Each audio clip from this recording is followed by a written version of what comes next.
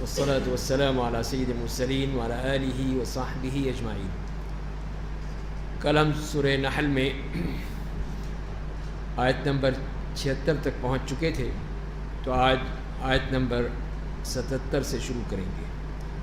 اعوذ باللہ من الشیطان الرجیم وَلِلَّهِ غَيْبُ السَّمَاوَاتِ وَالْأَرْضِ وَمَا أَمْرُ السَّاعَةِ إِلَّا كَلَمْحِ الْبَصَرِ أَوْ هُوَ أَقْرَبُ إِنَّ اللَّهَ عَلَى كُلِّ شَيْءٍ قَدِيرٌ۔ فرمائے کہ آسمان اور زمین کے غیبی امور کا علم صرف اللہ کو ہے، اور قیامت کا آنا آنکھ جھپکنے کی مانند ہوگا یا اس سے بھی زیادہ قریب ہوگا، بے شک اللہ ہر چیز پر قادر ہے۔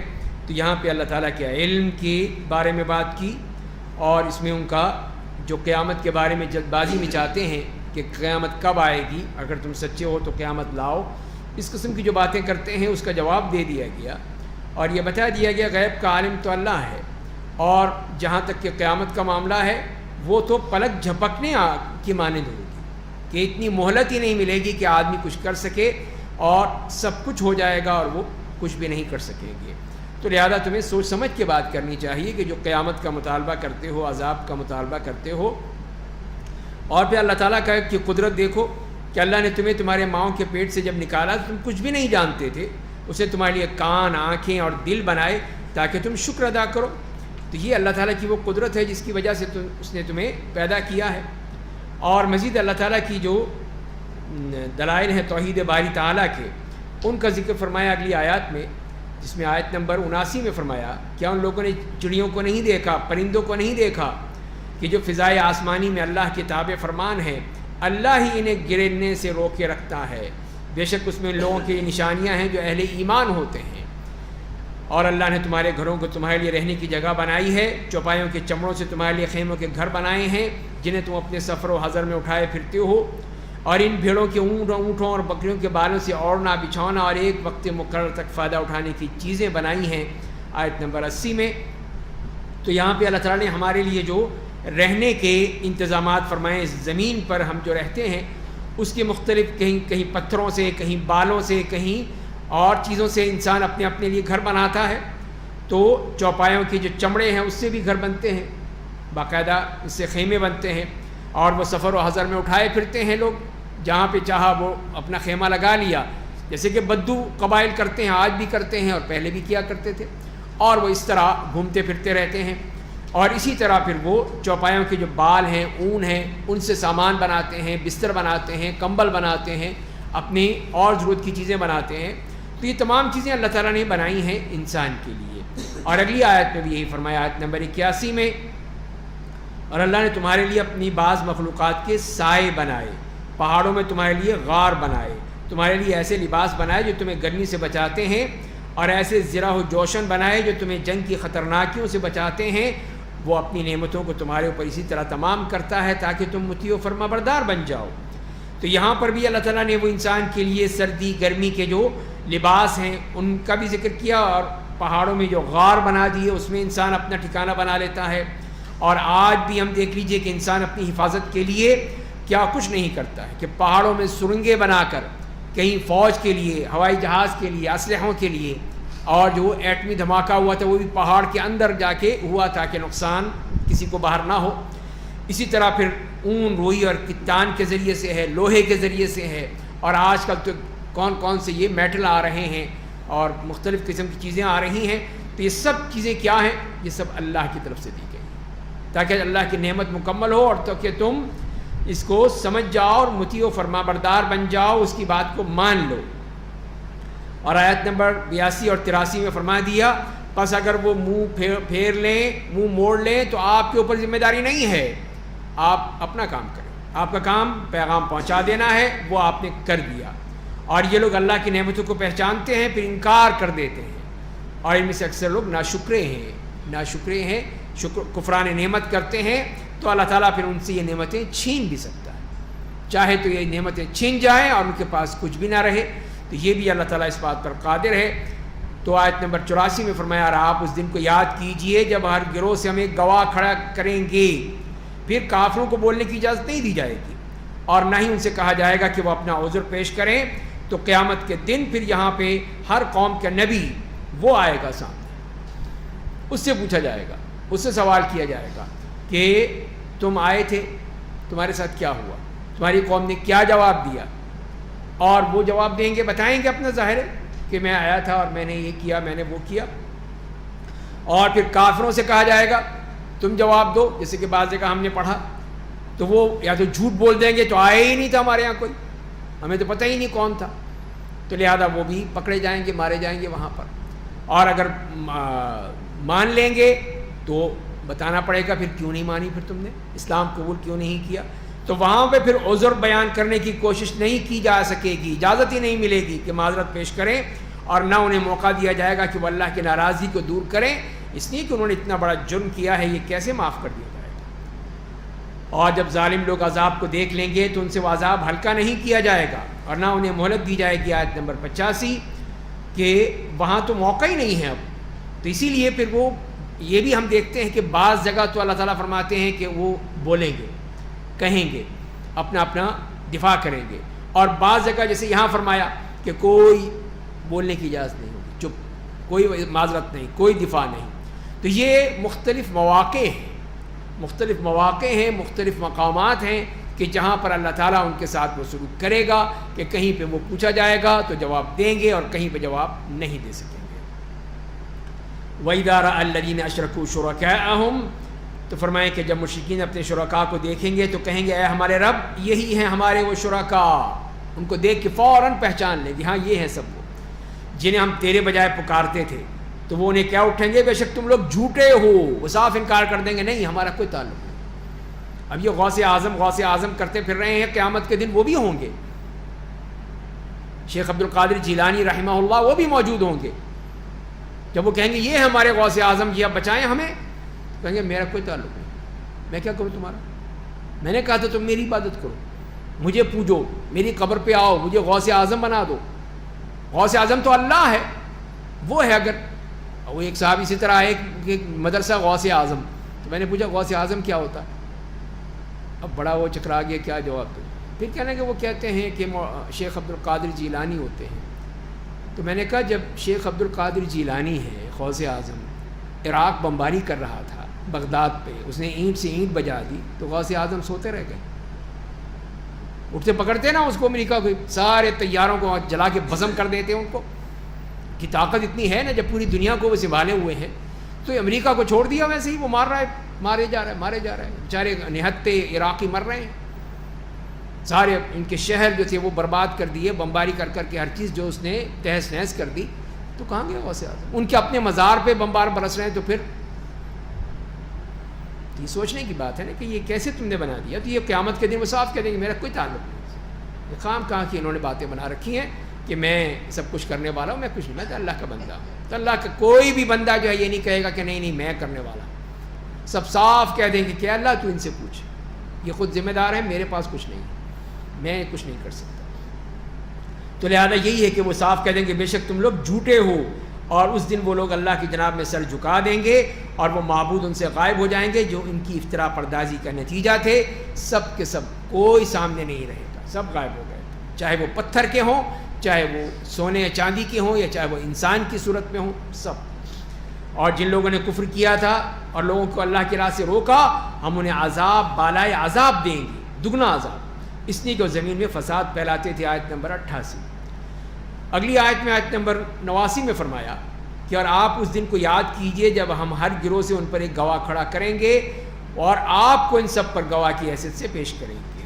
تو یہ اللہ تعالیٰ کی طرف سے، جیسے کہ ہم سورہ نساء میں بھی پڑھ چکے ہیں کہ ایک تو وہ گواہ ہوگا جو ان کے نبی ہوں گے، خود وہ گواہی دیں گے اپنی قوم کے بارے میں کہ ہم آئے تھے نہیں آئے تھے، سنا تھا نہیں سنا تھا، یہ سب. دوسرے یہ ہے سب پہ، اور خاص طور مسلمانوں پر تو ہمارے نبی صلی اللہ علیہ وسلم وہ گواہ ہوں گے، اور پھر وہ سب پر وہ گواہی دیں گے. تو یہ ان کا اتنا اونچا مقام اللہ نے دیا ہے، تو یہ انہی کے لیے خاص ہے. اور ہم نے آپ پر کتاب نازل کی ہے جو ہر چیز کو بیان کرتی ہے، مسلمانوں کے لیے ہدایت، رحمت اور خوشخبری ہے. آیت نمبر 90 میں فرمایا بے شک اللہ انصاف اور احسان اور رشتہ داروں کو مالی تعاون دینے کا حکم دیتا ہے. بے حیائی ناپسندیدہ افعال اور سرکشی سے روکتا ہے. وہ تمہیں نصیحت کرتا ہے تاکہ تم سے قبول کر لو. تو 3 چیزوں کا حکم دیا گیا, 3 چیزوں سے روک دیا گیا. حکم دیا گیا کہ عدل کا, انصاف, عدل, ہر بات میں عدل, ہر شخص کے لیے عدل انصاف. دوسری بات احسان. احسان یہ ہے کہ اور آگے بڑھ کر اس میں احسان کرنا, مزید کام کرنا. ایک آدمی ہے جیسے کہ ملازمت کرتا ہے تو وہ کہتا ہے تنخواہ ملتی ہے کہ صبح میں 8 بجے سے 4 بجے تک بس یہ ہے مجھے, میں اس سے 1 منٹ آگے نہیں بیٹھوں گا. تو ٹھیک ہے, مرضی تمہاری, جو نوکری ہے وہ 8 سے 4 تک ہے, تم نے بیٹھنا ہے تو بیٹھوں گا, ٹھیک ہے. لیکن اگر اسے کہا جائے کہ نہیں تھوڑا سا کام ہے پورا کر لو, 5 بجے تک بیٹھ جاؤ, نہیں میں نہیں بیٹھتا. تو لیکن اگر ایک دوسرا بندہ ہے وہ کہتا ہے نہیں ٹھیک ہے میں کام پورا کروں گا, چاہے 5 بج جائیں 6 بج جائیں, میں بیٹھ کے کام کروں گا. تو یہ ہے احسان. احسان ہے کہ اس نے اپنی جو اصل ڈیوٹی تھی اس سے بڑھ کر کام کیا ہے, اس کو ہم احسان کہتے ہیں. تو یہی چیز ہے کہ یہاں پر بھی عبادت میں بھی کسی کے 4 فرض پڑھ لیا آپ نے, بس چھٹی, ٹھیک ہے 4 فرض ہو گئے, لیکن سنتیں بھی پڑھ لیں, نوافل بھی پڑھ لیں اور فائدہ ہوگا اس کا. اسی طرح احسان پھر وہ بڑھتا چلا جاتا ہے. جو انسان اللہ کے لیے کام کرتا ہے اللہ تعالیٰ اس کو بہترین اس کی جزا دیتے ہیں. اور اس کے ساتھ ساتھ تیسری چیز یہ فرمائی کہ رشتہ داروں کے ساتھ اچھا سلوک, وَإِيتَاءِ ذِي الْقُرْبَىٰ, ان کو دینا, ان کو کچھ نہ کچھ دیتے رہنا, ہدیہ ہے, تحفہ ہے, تعاون ہے, یہ سب چیزیں کرتے رہنا. اور جو 3 چیزیں منع فرمائیں کہ بے حیائی, تو یہ آج کل کی جیسے دور میں اس بے حیائی بڑھتی چلی جا رہی ہے. بے حیائی ہے, بدکاری ہے, فحاشی ہے, یہ تمام چیزیں جو ہیں وہ بڑھتی چلی جا رہی ہیں اسی موبائل کے ذریعے سے, ٹی وی چینلز کے ذریعے سے. تو یہ تمام چیزیں منع فرمائی ہیں. اور منکر, ناپسندیدہ افعال, گناہ کی باتیں, بیکار باتیں, ان سب سے, اور سرکشی بھی, بغی, سرکشی ہے, نافرمانی ہے. تو یہ تمام چیزوں سے منع فرما دیا کہ اس سے تم نے بچ کے رہنا ہے ورنہ تمہارا برا حشر ہوگا. مزید جو عہد و پیمان کے بارے میں فرمایا جو اگلی آیت نمبر 91 میں, اور جب اللہ سے عہد و پیمان کرو تو اسے پورا کرو. یہ اللہ سے عہد و پیمان, اس کو پورا کرنا ضروری ہے, اس لیے کہ وہ تو اللہ کے ساتھ ہے اور اللہ کے ساتھ ریکارڈ موجود ہے. تو اس میں نہ عہد و پیمان توڑ سکتے ہو, نہ قسموں کو توڑ سکتے ہو, ہر چیز کو تم نے پورا کرنا ہے. اور خاص طور پر جو نبی کریم صلی اللہ علیہ وسلم سے اس دور میں انہوں نے بیعت کی تھی, عہد کیے تھے, تو یہ اللہ سے عہد تھے, اللہ سے بیعت تھی. تو لہذا پھر یہ اس کو پورا کرنا لازمی ہے. اور قسموں کو پختہ کر لینے کے بعد مت توڑو, حالانکہ تم نے اس پر اللہ کو گواہ بنایا تھا, بے شک اللہ تمہارے افعال کو خوب جانتا ہے. پھر ایک مثال کے ذریعے سے بھی سمجھا دیا اس بات کو کہ تم لوگ اس عورت کی مانند مت ہو جانا جس نے اپنا دھاگا مضبوط کاٹنے کے بعد, پہلے تو خود دھاگا کاٹا اپنا چرخے پر ہوتا تھا پہلے, اب تو چرخہ ہی غائب ہو گیا, وہ ہے ہی نہیں کوئی اس قسم کا چرخہ. کہاں سے دکھائیں اپنے بچوں کو, کہاں سے بتائیں کہ چرخہ کیا ہوتا ہے؟ تو الو کا چرخہ تو ہوتا ہے لیکن یہ وہ نہیں رہا. تو یہ چیز جو ہے اب وہ نظر ہی نہیں آتی ہے. تو مطلب یہ ہے کہ اب دھاگا جو بنتا ہے اب تو وہ اس میں ٹیکسٹائل ملوں میں بنتا ہے یا دوسری اس قسم کے وہاں پہ فیکٹریوں میں. تو بہرحال اس نے پھر وہ دھاگا اپنا کاتا اس کے اوپر, اور پھر اس کو جب ساری محنت سے, اتنی محنت سے بنایا, روئی اس میں ظاہر ہے کہ روئی ہوتی ہے, روئی کے ذریعے سے وہ دھاگا بن جاتا ہے, جتنا اسے تیز چلاتے ہیں باریک ہوتا چلا جاتا ہے. تو اس نے لے کے بعد میں سارا کاٹ دیا, سارا توڑ دیا, ایک ایک اس نے کنچی لے کے سب کاٹ دیا. تو یہی کہتے ہیں بعض کی یہ پاگل عورت تھی, مکے میں رہتی تھی, ربا بنت عمر, اور اس کی طرف اشارہ ہے. بہرحال جو بھی ہو, معنی یہی ہے کہ آدمی محنت کرے اور محنت کرنے کے بعد پھر سارا ایک دم برباد کر دے, خود ہی برباد کر دے اپنے ہاتھوں سے. تو اس کو یہی کہیں گے نا پاگل ہے. اتنی محنت کی تم نے, اب ایک شخص گھر بناتا ہے, شاندار گھر بناتا ہے, بعد میں کہتا ہے اوہ توڑو اس کو, پاگل آدمی, اتنے خوبصورت گھر بنایا اور اب کہہ رہے توڑ دو اس کو. تو فرمایا کہ ایسا نہ ہو تو کہ تم لوگ اپنی قسموں کو اپنے درمیان دھوکہ دہی کا ذریعہ بناؤ, اس لیے کہ اب ایک گروہ دوسرے گروہ سے طاقتور ہو گیا ہے. بے شک اللہ تمہیں اس کے ذریعے آزمانا چاہتا ہے, اور قیامت کے دن یقیناً وہ تمہارے سامنے اس بات کو کھول کھول کر رکھ دے گا. یعنی عہد کرو, نبی کریم صلی اللہ علیہ وسلم سے جو بیعت ہوتی تھی, معاہدہ ہوتا تھا, اب اس میں تم نے باقی رہنا ہے. اس کو توڑنا یہ غلط بات ہے کہ اتنی تم نے معاہدہ کیا, عہد کیا, وعدہ کیا, اور اس کے بعد کہا نہیں ہم نہیں مانتے. یہی ہے نقض عہد، اسی کو کہا کہ یہ مت کرو۔ اور فرمایا کہ اگلی آیت نمبر 93 میں اگر اللہ چاہتا تو تمام انسانوں کو ایک گروہ بنا دیتا ہے، لیکن وہ جسے چاہتا ہے گمراہ کر دیتا ہے، جسے چاہتا ہے ہدایت دیتا ہے، اور تم سے تمہارے کیے کے بارے میں ضرور پوچھا جائے گا۔ تو لہذا اصل چیز یہی ہے کہ اگر ایک ہی جماعت ہوتی، ایک ہی گروہ ہوتا، ایک طرح کے لوگ ہوتے، تو پھر تو پوچھ گچھ ہوتی ہی نہیں، سارے مسلمان ہوتے، کوئی کافر مشرک منافق کوئی نہ ہوتا، تو لہذا پھر وہ کیسے سوال جواب ہوتے۔ لیکن اب یہ ہے کہ جب تم نے اپنی مرضی سے قبول کیا ہے، کفر کو بھی اپنی مرضی سے اور اسلام کو بھی اپنی مرضی سے، تو اب تم سے پوچھا جائے گا، تو لہذا ان سے سوال ہوگا۔ اور تم لوگ اپنی قسموں کو آپس میں دھوکہ دہی کا ذریعہ مت بناؤ، کہیں ایسا نہ ہو کہ کسی کا قدم اسلام پر جمنے کے بعد تمہارے اس برتاؤ کی وجہ سے پھسل جائے اور اللہ کی راہ سے روکنے کی وجہ سے تمہیں سزا بھگتنی پڑے اور آخرت میں تمہیں بہت بڑا عذاب دیا جائے گا۔ آیت نمبر 94۔ تو لہذا یہی کہہ دیا گیا کہ قسموں کو اپنی ڈھال مت بناؤ، کسی کو نقصان پہنچانے کے لیے، کسی کو تکلیف دینے کے لیے، کسی کو دھوکہ دینے کے لیے۔ اسی لیے سختی سے منع کر دیا کہ اللہ کے نام کی قسم اس لیے نہیں کھانی کہ دھوکہ دینا۔ اسی لیے نبی کریم صلی اللہ علیہ وسلم نے فرمایا کہ قسمیں کھانے کے بارے میں کہ جو ایک سوداگر ہے، ایک تاجر ہے، ایک کاروباری ہے، دکاندار ہے، وہ پھر جو قسمیں کھا کھا کر کہتا ہے کہ میں قسم کھا کے کہتا ہوں کہ یہ چیز خالص ہے، 1 نمبر ہے، 2 نمبر نہیں ہے، قسمیں کھاتا ہے، تو لوگ تو مان لیں گے، ٹھیک ہے اچھی بات ہے، چلے قسمیں کھا رہا ہے، لیکن جب گھر جا کے دیکھیں گے تو معلوم ہے یہ بھی جھوٹ۔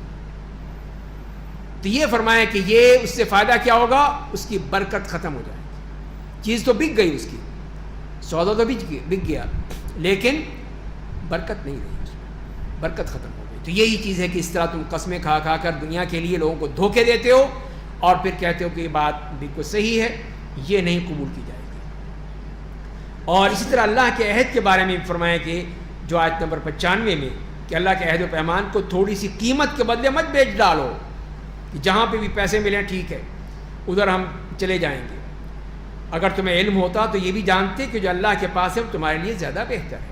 تم پیسے کی خاطر کہ دنیا والوں کے ہاں پیسہ زیادہ ہے، چلو چھوڑو اس عہد کو، اس معاہدے کو، ہم ادھر چلے جاتے ہیں، لیکن تمہیں یہ نہیں معلوم جو تمہارے پاس ہے وہ کیا ہے، جو اللہ کے پاس کیا ہے۔ اسی لیے اگلی آیت میں یہ فرمایا کہ تمہارے پاس جو کچھ ہے ختم ہو جائے گا، اور جو اللہ کے پاس ہے وہ باقی رہے گا، ہمیشہ ہمیشہ باقی رہے گا، ختم نہیں ہوگا۔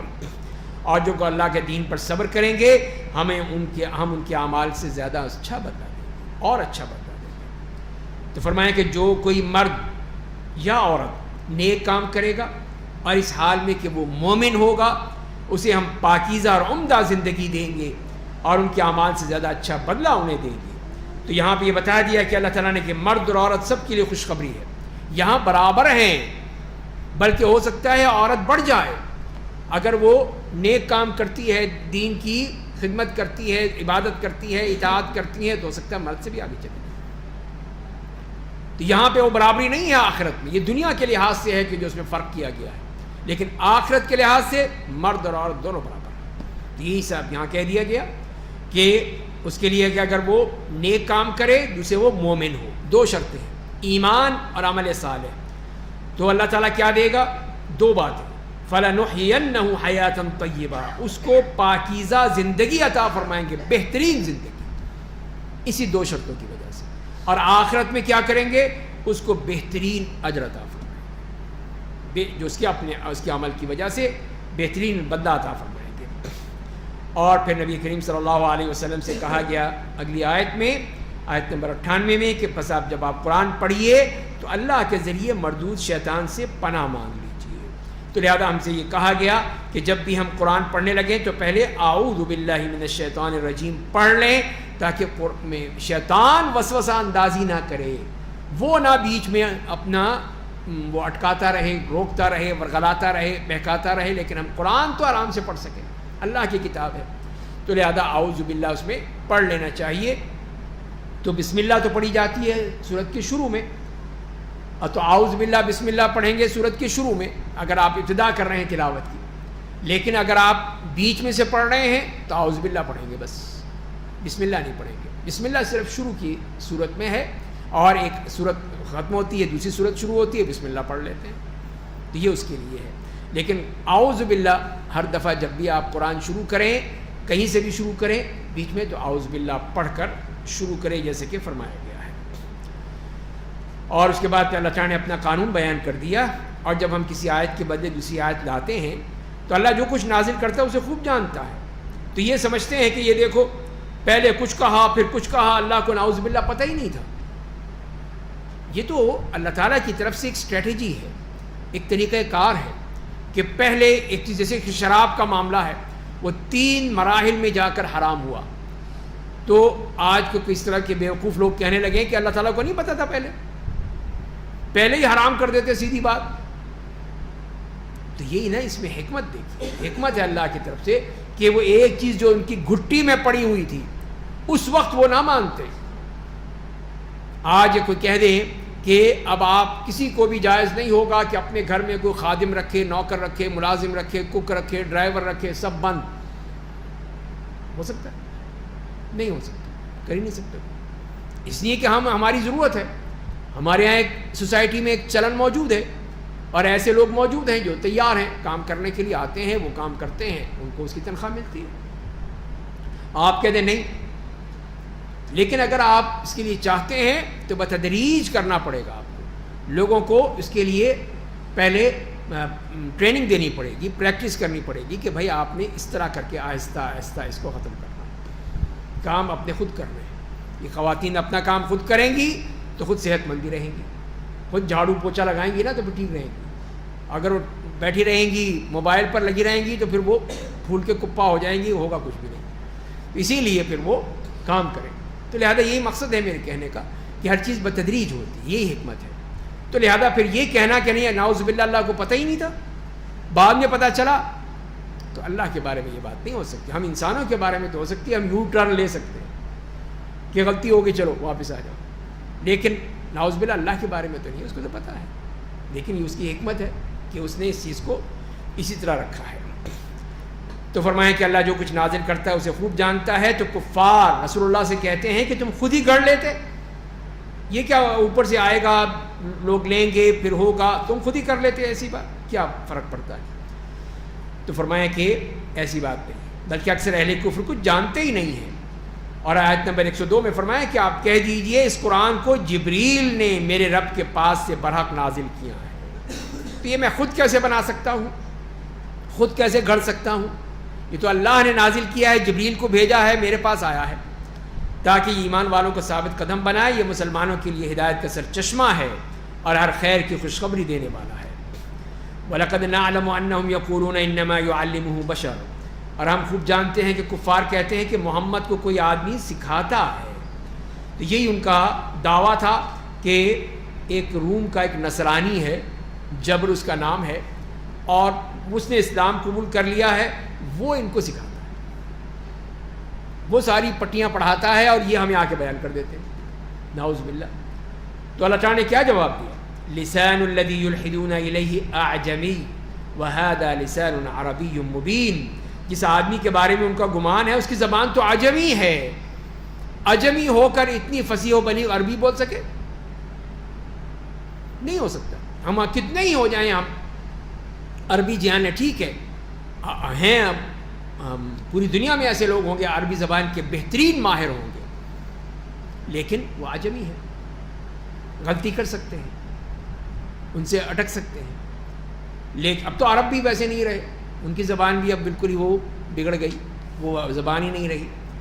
تو فرمایا کہ یہ جو عجمی ہے، نصرانی ہے، رومی ہے، مسلمان کہتے ہو مسلمان ہو گیا ہے، تو جب کہ وہ ایک رومی ہے، عرب نہیں ہے، تو وہ کیسے یہ اتنی فصیح و بلیغ عربی لکھ سکتا ہے، بول سکتا ہے، سمجھا سکتا ہے آپ کو؟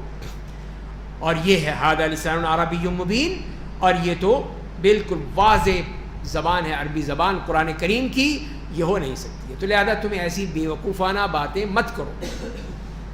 فرمایا کہ جو لوگ اللہ کی آیتوں پر ایمان نہیں لاتے، اللہ انہیں ہدایت نہیں دیتا، اور ان کے لیے دردناک عذاب ہے۔ آیت نمبر 104 105 پہ فرمایا کہ جھوٹ کے بارے میں بات ہو رہی ہے، تو فرمایا کہ جھوٹ تو وہ لوگ گھڑتے ہیں جو اللہ کی آیتوں پر ایمان نہیں لاتے، اور وہی لوگ جھوٹے ہیں، افترا پردازیاں کرتے ہیں اس قسم کی، کہیں نبی کریم صلی اللہ علیہ وسلم کے بارے میں، کہیں قرآن کے بارے میں، کہیں نعوذ باللہ اللہ کے بارے میں بھی جھوٹ بولتے ہیں۔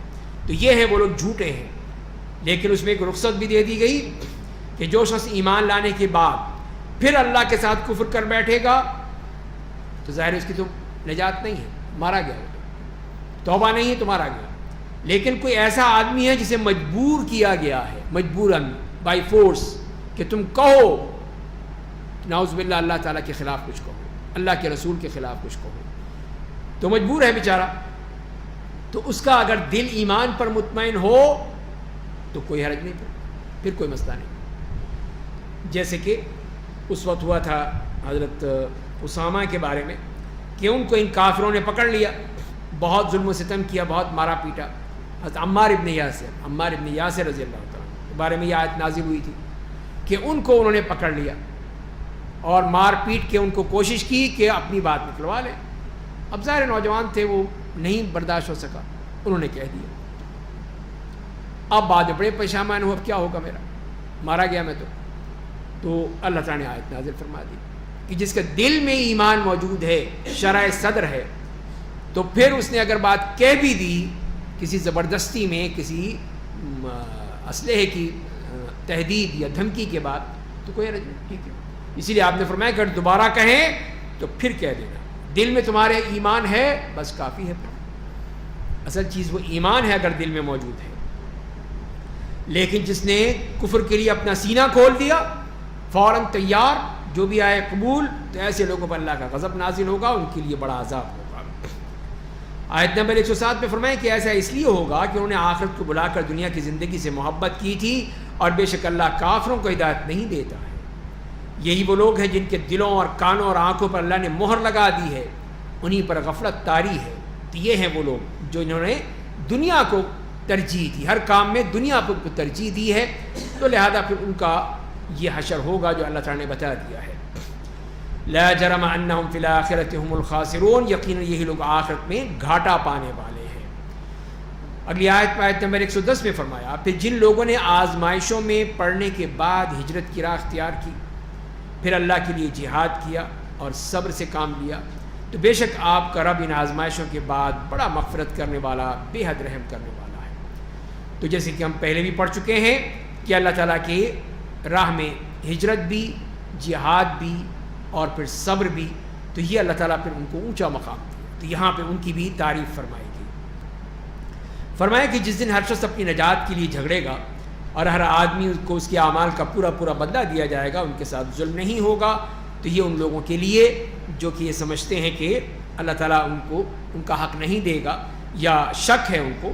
تو فرمایا قیامت کے دن آئے گا تو ہر شخص اپنی نجات کے لیے کوشش کرے گا, دفاع کرے گا, تو اسے ڈرنے کی بات نہیں ہے, اللہ تعالیٰ اس کو اس کے اعمال کے مطابق ضرور دے گا. اور یہاں پر ایک مثال دی آیت نمبر 112 میں کہ اللہ ایک بستی کی مثال پیش کرتا ہے جو پرامن اور پرسکون تھی, دونوں اس کے پاس صفات موجود تھی. امن بھی تھا, امن و سکون, اطمینان, کوئی ڈر نہیں تھا, کوئی خوف نہیں تھا, اور اطمینان بھی تھا پوری طرح. دوسری صفت کیا تھی؟ اس کی روزی کشادگی کے ساتھ ہر جگہ سے آتی تھی, کوئی کمی نہیں تھی, ہر قسم کا کھانا پینا جو چاہے سب کچھ ملتا تھا, کوئی اس میں کمی نہیں تھی. لیکن انہوں نے کیا کیا؟ فکفرت بانعم اللہ, انہوں نے اللہ کی نعمتوں کی ناشکری کی, کفران نعمت کیا. اللہ تعالیٰ کی اتنی بڑی نعمتیں تھیں جو انہوں نے ٹھکرا دی. تو کیا ہوا پھر؟ فَأَذَاقَهَا اللَّهُ لِبَاسَ الْجُوعِ وَالْخَوْفِ بِمَا كَانُوا يَصْنَعُونَ, تو اللہ نے ان کے کرتوتوں کی وجہ سے انہیں شدید بھوک اور خوف و ہراس کا مزہ چکھایا. تو یہاں پر بھی بتا دیا, اور دوسری آیات میں بھی, کہ یہ دو بڑی نعمتیں ہیں, امن و امان اور دوسرا وہ رزق, روزی, کھانا پینا. یہ اللہ نے کتنی دے, اگر کسی کو دے دی تو یہ بہت بڑی نعمتیں ہیں, اور یہ اسی وقت باقی رہیں گی جب وہ قوم اللہ کا شکر ادا کرتی رہے گی, اللہ تعالیٰ کو مانتی رہے گی. لیکن اگر شکر نہ کیا, کفران نعمت کیا, تو اللہ تعالیٰ چھین لے گا. اب آپ خود دیکھ لیجئے, اسی میں ہمارے یہاں آپ کے سامنے مثالیں موجود ہیں امن و امان کی. کوئی ہے گارنٹی کسی کے پاس؟ گھر میں بیٹھے ہیں, دروازے بند ہیں, تالے لگے ہوئے ہیں, اس کے باوجود ڈر ہے, خوف ہے. آپ وہاں پہ سیکورٹی گارڈ بھی رکھ رہے ہیں، وہاں پہ سیکورٹی الارم بھی لگا رہے ہیں، کیمرے لگا رہے ہیں اور بیریئر لگا دیے ہیں، کیا کچھ نہیں کیا آپ نے؟ سب یہ کیا ہے؟ یہی ہے، امن و امان ختم ہو چکا. اللہ تعالیٰ نے وہ چیز چھین لی ہے. دوسری چیز وہی رزق کی فراوانی، یہ بھی اللہ تعالیٰ کا بہت بڑا انعام ہوتا ہے. تو وہاں پہ بھی جو کہا اللہ تعالیٰ نے سورہ قریش میں لإلاف قریش لإلافہم رحلۃ الشتاء والصیف فلیعبدوا رب هذا البیت الذی اطعمہم من جوع وآمنہم من خوف. دو نعمتیں، ہر جگہ یہ دو نعمتیں بنی کہ وہاں پر بھی یہی فرمایا کہ اس نے اس رب کو یاد کرو جس نے تمہیں اس طرح خوف سے امن دیا تھا اور بھوک سے رزق دیا تھا تمہیں. وہ اللہ ہے، وہ ہے تمہارا رب، اس کو مانو، اس کی عبادت کرو. تو یہاں پہ بھی اسی چیز کا ذکر فرمایا کہ یہ چیزیں جو ہے اللہ تعالیٰ چھین لیتا ہے تو اس کی جگہ پھر کیا کرتا ہے؟ فَأَذَاقَهَا اللَّهُ لِبَاسَ الْجُوعِ. تو دو چیزوں کے ذریعے سے فرمایا، ایک تو ذائقہ اور ایک لباس. تو لباس کا ذائقہ کہاں سے ہوتا ہے؟ لباس ہم کھاتے تو نہیں ہیں. تو اللہ تعالیٰ فرمائے کہ فَأَذَاقَهَا اللَّهُ لِبَاسَ الْجُوعِ وَالْخَوْفِ. اس کا مطلب یہی ہے کہ ذائقہ ایک باطنی چیز ہوتی ہے. آپ کوئی چیز کھاتے ہیں تو صرف دیکھ کے نہیں کہتے نہیں یہ بڑی اچھی ہے یا بڑی بری ہے، نہیں، جب تک کہ چکھ نہ لیں. آپ چکھیں گے تو پتہ چلے گا ہاں یہ تو بڑی لذیذ چیز ہے، بڑی اچھی چیز ہے. یا آپ کہیں گے نہیں یہ کڑوی ہے، بیکار ہے، پھینک دو، کام کی نہیں ہے. تو یہ باطن کی طرف اشارہ ہے. اور لباس وہ اوپر پہنا جاتا ہے، جسم کے اوپر ہوتا ہے. تو مطلب یہی ہوا کہ اللہ تعالیٰ نے ان کو ظاہر اور باطن کو یہ مزہ چکھا دیا، بھوک کا بھی اور خوف کا بھی، کہ پوری طرح ظاہر و باطن سب ان کے اسی میں پھنس گئے کہ اب تو نہ امن ملے گا نہ ہمیں کھانا ملے گا. تو یہ اللہ تعالیٰ نے ان سے دونوں چیزیں چھین کر ان کو دونوں طرح ظاہر اور باطن میں یہ چیز پوری طرح ان کے اوپر کر دی کہ انہوں نے جو اللہ کی نعمتوں کا نہ شکرہ کیا، نہ پن کیا تھا، کفران نعمت کیا تھا، اللہ نے دونوں چیزیں ان سے چھین لی. اور یہی فرمایا کہ وَلَقَدْ جَاءَهُمْ رَسُولٌ مِّنْهُمْ، اور ان کے پاس انہیں سے ایک رسول آیا تھا، انہیں سے جھٹلا دیا تو عذاب نے انہیں اس حال میں پکڑ لیا کہ وہ ظلم کر رہے تھے. تو مفسرین تو مکے کی مثال دیتے ہیں کہ مکے والوں نے یہ کیا، وہ تو ٹھیک ہے، جیسے کہ ابھی میں نے لإلاف قریش کی آپ کو بتائیں آیات. تو یہ واقعی مکے والوں کے ساتھ تو ہوا کہ اللہ تعالیٰ نے کتنی بڑی ان کو دولت دے رکھی تھی، امن و امان کی، لیکن جب انہوں نے کفر کیا، انکار کیا، اللہ نے دونوں چیزیں چھین لی. لیکن یہ اللہ تعالیٰ کا قانون یہی ہے، قانون یہی ہے کہ دنیا میں جو بھی قوم اس طرح کرے گی وہ اسی دونوں نعمتوں سے چھین جائے گی، نعمتیں نہیں ملیں. اب آپ روتے رہیے، مہنگائی کو کرتے رہیے، لیکن یہ تو اللہ کا عذاب ہے، آ کر رہے گا. اس لیے کہ ہم نے جو ناشکری کی، کفران نعمت کیا. اللہ سے تو وعدہ کیا تھا کہ ہم یہاں پہ لا الہ الا اللہ کی حکومت نافذ کریں گے، نہیں کی تو اللہ تعالیٰ نے دکھا دیا، آدھا ملک آپ سے چلا گیا اور اس کے بعد بدترین حکمران مسلط ہو گئے. اور آپ دیکھ لیجئے کہ اب آپ کے ساتھ کیا ہوگا. تو یہ سب اسی لیے کہ جب ہم نے اللہ تعالیٰ کی نعمتوں کا شکر ادا نہیں کیا، اور جیسے ہم پہلے پڑھ چکے ہیں اللہ تعالیٰ کے وعدوں کا پاس نہیں کیا جو ہم نے وعدہ کیا تھا کہ یہ ملک بنائیں گے، اللہ کے نام پر بنائیں گے، لیکن ہم نے اب اس کو شیطان کے نام پر چھوڑ دیا، اللہ کا نام غائب کر دیا.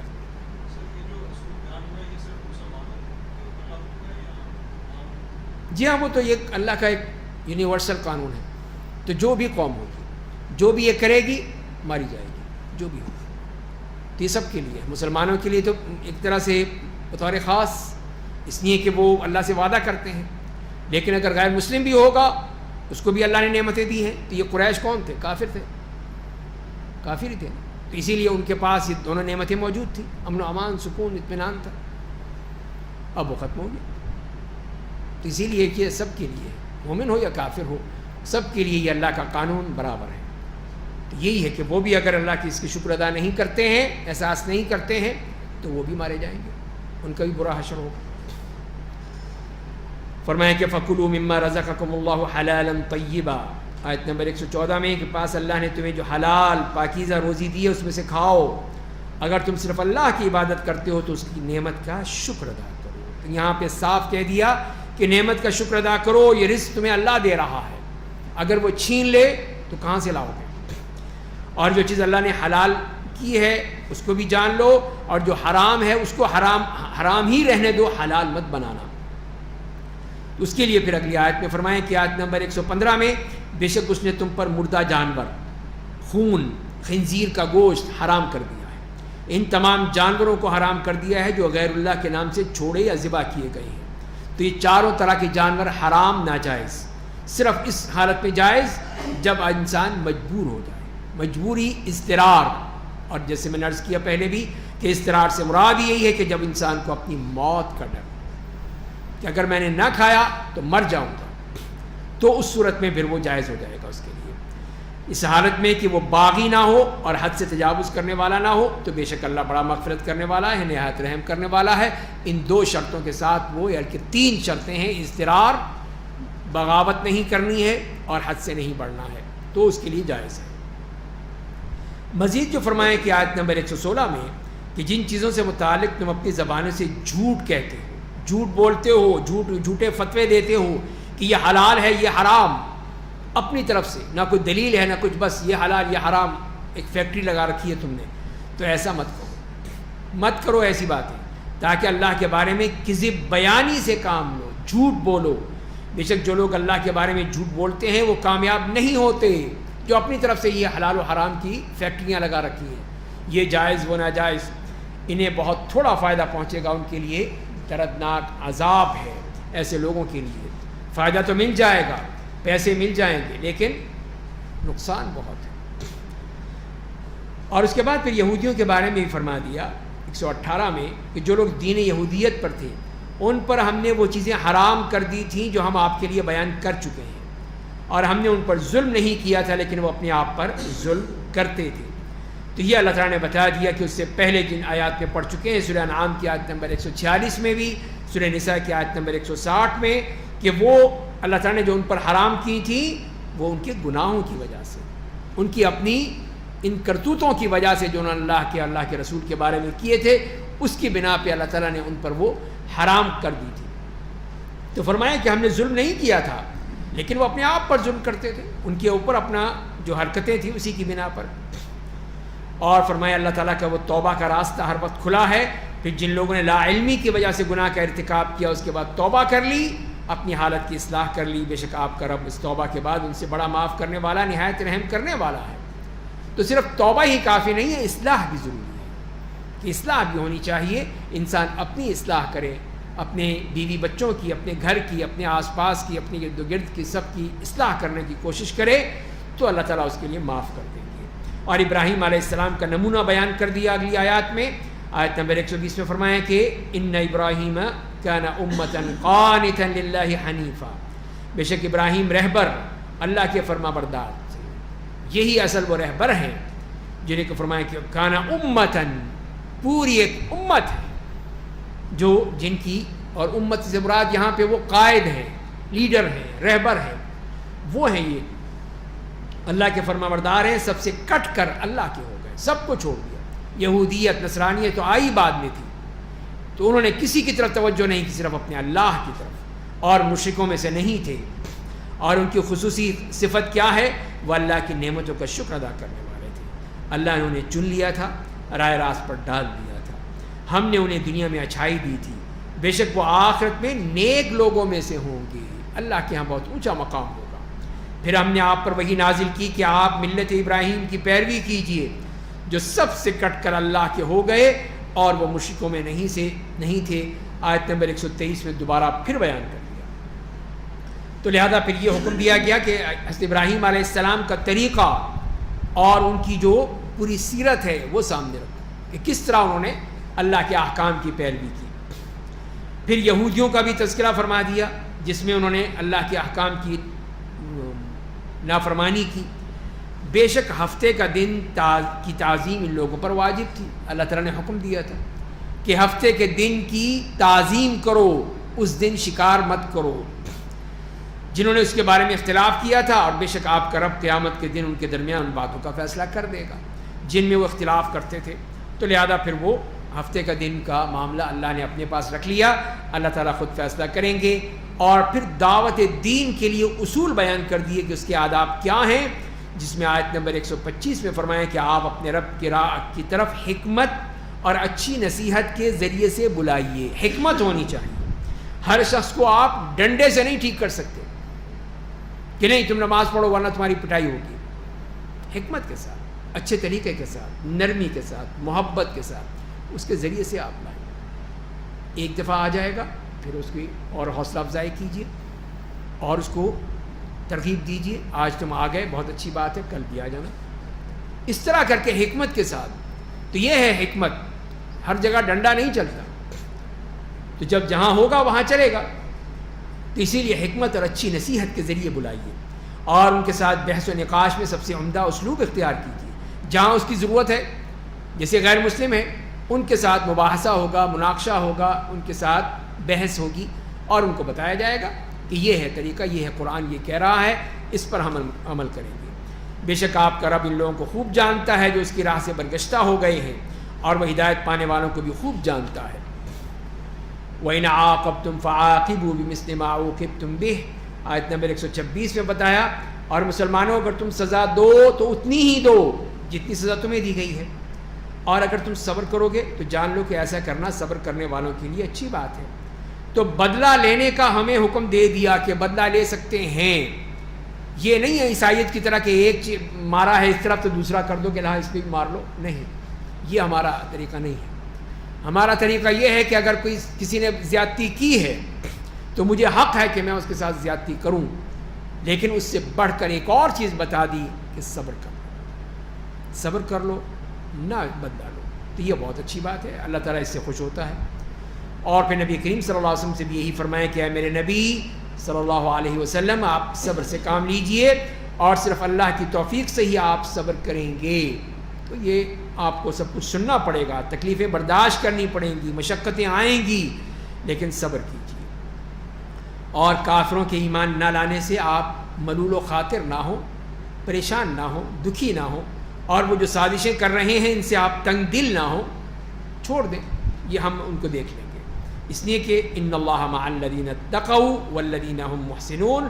بے شک اللہ ان لوگوں کے ساتھ ہوتا ہے جو متقی ہوتے ہیں، پرہیزگار ہوتے ہیں. اللہ ان کی مدد کرتا ہے، اور جو بھلائی اور نیک کام کرنے والے ہیں ہوتے ہیں ان کی اللہ تعالیٰ مدد کرتا ہے. تو بہرحال آپ میں تقویٰ بھی ہے، احسان بھی ہے، صبر کر لیجئے، اللہ تعالیٰ آپ کے ساتھ ہے، آپ کی پوری مدد کرے گا. اس کے بعد یہاں پہ 15واں پارہ شروع ہوتا ہے جس میں ابتدا کرتے ہیں سورہ بنی اسرائیل سے. تو سورہ بنی اسرائیل بھی مکی صورت ہے جس میں 111 آیات ہیں.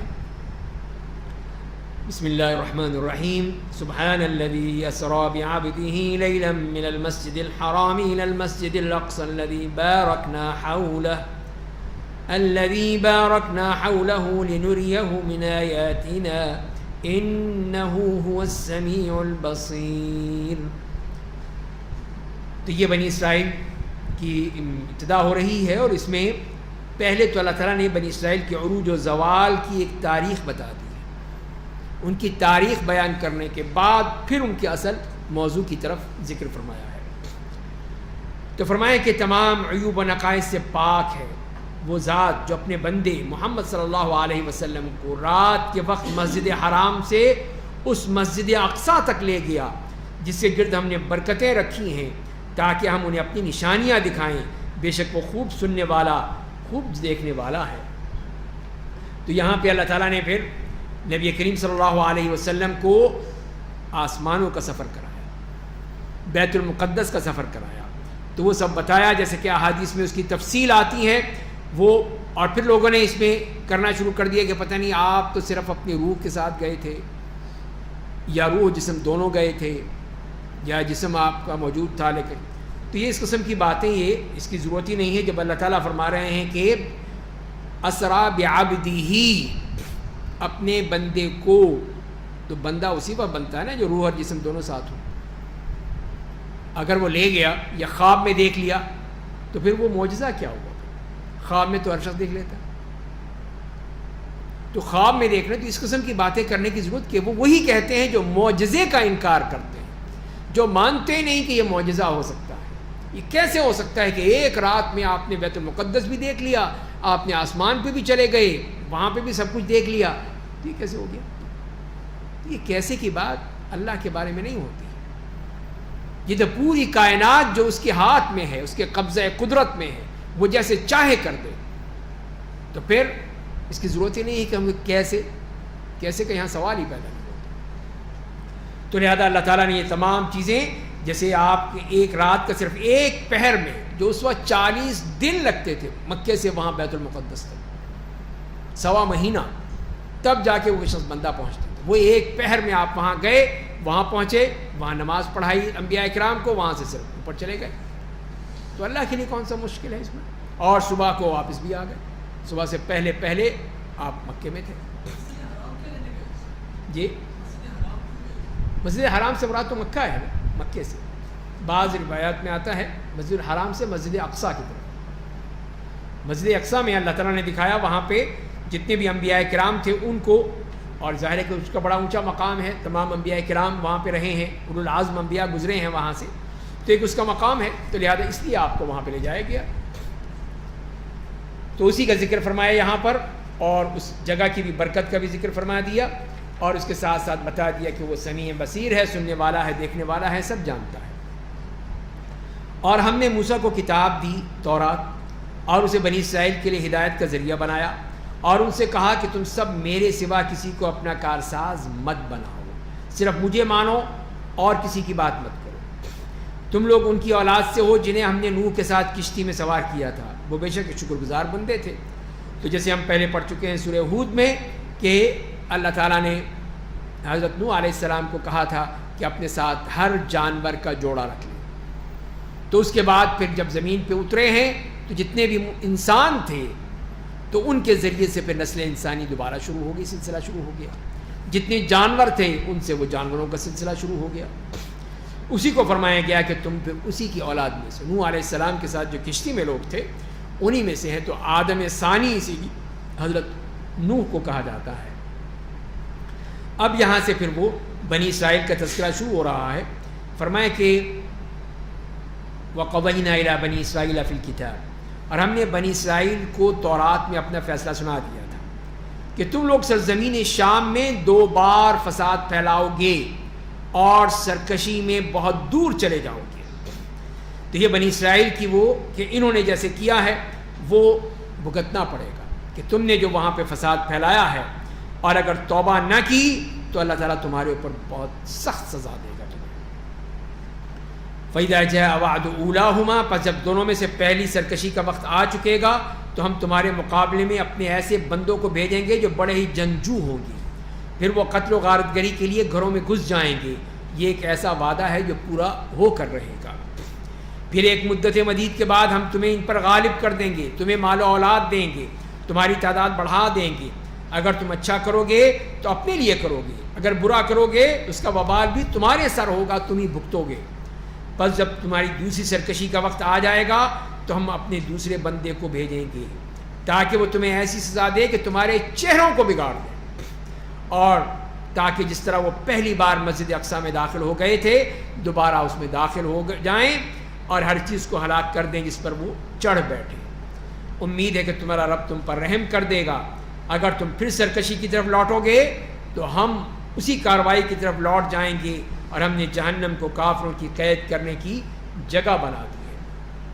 تو یہ تو اللہ تعالیٰ نے اجمالی طور پر بتایا، اس تاریخ کو یہ چند آیات میں بتا دی. تو جیسے کہ تفصیل اگر دیکھیں تو عیسیٰ علیہ السلام سے تقریباً 900 سال پہلے، 900 سال قبل مسیح، سلیمان علیہ السلام کی موت کے بعد ان کے بیٹے نے زمام حکومت قائم کی، اور انہوں نے جس نے اپنی قوم کے لیے بتوں کی عبادت کو جائز قرار دے دیا. تو مصر کے بادشاہ نے بیت المقدس پہ حملہ کر کے ہیکل سلیمانی یعنی مسجد اقصیٰ کے خزانے لوٹ مار کی، اور پھر یہ ہوا کہ اس ملک کے 2 ٹکڑے ہو گئے. یہ جو مملکت سلیمانی تھی، ایک ہو گئی مملکت یہوذا جس میں یہوذا اور بنیامین کی حکومت تھی، دوسری تھی مملکت اسرائیل، یہ اسرائیل کی حکومت بن گئی ہے، اس کے نام سے آ گئی. وہی یعقوب علیہ السلام کے بیٹوں میں سے جو دوسرے 10 بیٹوں کی اولاد سے جو بنی تھی، دو تو ادھر چلے گئے یہودا اور بنیامین، باقی 10 جو رہ گئے ان کی اولاد یہ اسرائیل میں آ گئی اور یہ ان کا یہاں پہ حکومت ہو گئی۔ تو مملکت اسرائیل کا جو پہلا بادشاہ تھا یربعام، اس نے سونے کے 2 بچھڑے بنائے اور اپنی رعایا کو حکم دیا کہ ان کی عبادت کرو، یہ ہے تمہارے خدا۔ ان بچڑوں کو اس نے خدا بنا ڈالا تاکہ انہیں بیت المقدس جانا نہ پڑے، یہیں پہ حکومت کر لیں، ہمارے علاقے میں، مصر کا علاقہ تھا یا کون سا تھا، وہاں پہ جانے کی ضرورت نہیں ہے۔ تو اسی لیے پھر اس نے 250 سال تک حکومت کی اور پھر وہ اس طرح ہی کرتے رہے اور اپنی شرک اور بدعات اور خرافات بڑھتی چلی گئیں۔ اور اس کے بعد پھر وہ اشور کے بادشاہ کو اللہ تعالیٰ نے مسلط کر دیا، جس نے مملکت اسرائیل کا خاتمہ کر دیا، ان سب کو تہس نہس کر کے سب برباد کر دیا۔ اور مملکت یہوذا بھی، وہ بھی 20 سال سے کچھ زیادہ دنوں تک باقی رہی، اور پھر آخر اس کا بادشاہ بھی اسی طرح جو انتہائی غلط آدمی تھا، مشرک تھا، اس کے اوپر اللہ تعالیٰ نے بابل کا بادشاہ تو بخت نصر کا نام پڑھتے ہیں ہم تاریخ میں، اس کو مسلط کر دیا۔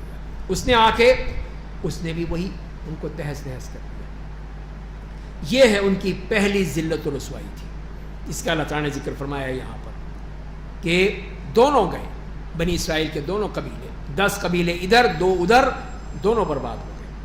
اس کے بعد جو بیٹا بادشاہ بنا وہ بھی اپنے باپ ہی کے مانند تھا۔ 8 سال کے بعد دوبارہ پھر بخت نصر نے اس پر حملہ کیا اور پھر خوب ان کی پٹائی کی، ذلت و رسوائی ان کو دیکھنی پڑی، اور آخری بادشاہ جو تھا وہ سب سے برا، انتہائی غلط قسم کا شخص تھا، اور اس کے اوپر بھی اسی طرح پھر حملہ ہوا، اور پھر اس بادشاہ کو بیت المقدس کا بھی محاصرہ کر لیا، اس بادشاہ کو بھی پکڑ لیا اور ان کی مسجد اقصی اور ہیکل سلیمانی کو جلا کر خاکستر کر دیا، ختم کر دیا، سب کچھ ختم ہو گیا، کوئی باقی۔ یہ تیسری مرتبہ یہ ہوا۔ اس طرح 70 سال کی غلامی سے آزاد کیے گئے تو دوبارہ آ کر یہ فلسطین میں آباد ہو گئے، لیکن ہمیشہ کسی کے زیر اثر رہے ہیں، ہمیشہ کسی کے زیر اثر رہے ہیں، کبھی خود سے نہیں کر سکے۔ تو اسی لیے پھر اس کے بعد حضرت عمر بن خطاب رضی اللہ تعالیٰ عنہ کو اللہ تعالیٰ نے بھیجا، جنہوں نے پھر وہ جب اس کو فتح کیا اور اس کو پھر اپنے قبضے میں لیا، وہاں پہ حکومت آئی۔ اس کے بعد پھر انہوں نے، یہودیوں نے قبضہ کیا، عیسائیوں نے صلیبی جنگوں میں، جبکہ صلاح الدین ایوبی رحمہ اللہ نے اس کو آزاد کرایا، اور اب کوئی صلاح الدین ایوبی ہے ہی نہیں، تو اب کہاں سے آئے؟ جب یہ خود ہی اس کے سامنے لیٹ گئے سارے عرب بھی اور مسلمان بھی، تو اب صلاح الدین ایوبی کیسے پیدا ہو؟ اب نہیں پیدا ہو سکتا، اللہ یہ کہ اللہ تعالیٰ چاہے تو وہ چاہے کر سکتا ہے۔ تو بہرحال یہ ہے، اللہ تعالیٰ نے سب بتا دیا کہ یہ سب تمہاری حرکتیں ہیں، اللہ تعالیٰ دیکھ رہا ہے کہ جس طرح اس نے 3 مرتبہ ان کو ذلیل کیا، رسوا کیا، تو یہ پھر بھی نہیں سنبھلیں گے۔ تو آج بھی امریکہ اور برطانیہ کی چھتری تلے یہ جو قرضی کرتے رہیں، لیکن ایک دن آئے گا کہ جب اللہ تعالیٰ مسلمانوں کو وہاں پہ غلبہ دیں گے، اور وہ قیامت سے پہلے ہو کر رہے گا۔ اگلی آیت میں فرمائیں کہ آیت نمبر 9 میں، بے شک یہ قرآن اس راہ کی طرف رہنمائی کرتا ہے جو سب سے سیدھی راہ ہے، اسلام کی طرف، اور ان مومنوں کو خوشخبری دیتا ہے جو عمل صالح کرتے ہیں، یقیناً ان کے لیے بہت اجر ہے، بہت بڑا اجر ہے ان کے لیے، قرآن پہ چلنے والوں کے لیے۔ اور بے شک جو لوگ آخرت پر ایمان نہیں رکھتے ان کے لیے ہم دردناک عذاب تیار کر رکھا ہے۔ اور آدمی کبھی اپنے لیے برائی اور بدبختی کی دعا اس طرح کرنے لگتا ہے جس طرح وہ بھلائی کی دعا کرتا ہے۔ انسان بہت ہی اجرت پسند واقع ہوا ہے، تو یہ اللہ تعالیٰ نے اس انسان کی فطرت بتائی ہے کہ جیسے وہ اچھائی مانگتا ہے، اسی طرح کئی دفعہ برائی مانگتا ہے، یہی اس کی جلد بازی ہے۔ جیسے وہ انبیاء کرام سے کہہ رہے ہیں لاؤ لاؤ لاؤ، عذاب کہاں ہے؟ تو یہی تو وہ ان کی غلطی ہے، یہی تو اجرت پسندی ہے، جلد بازی ہے کہ اللہ سے ہدایت مانگنے کے بجائے عذاب مانگ رہے ہیں۔ تو وہی چیز فرمائی گئی کہ یہ جو دعا کر رہے ہیں یہ ان کے لیے انتہائی خطرناک ہو سکتی ہے۔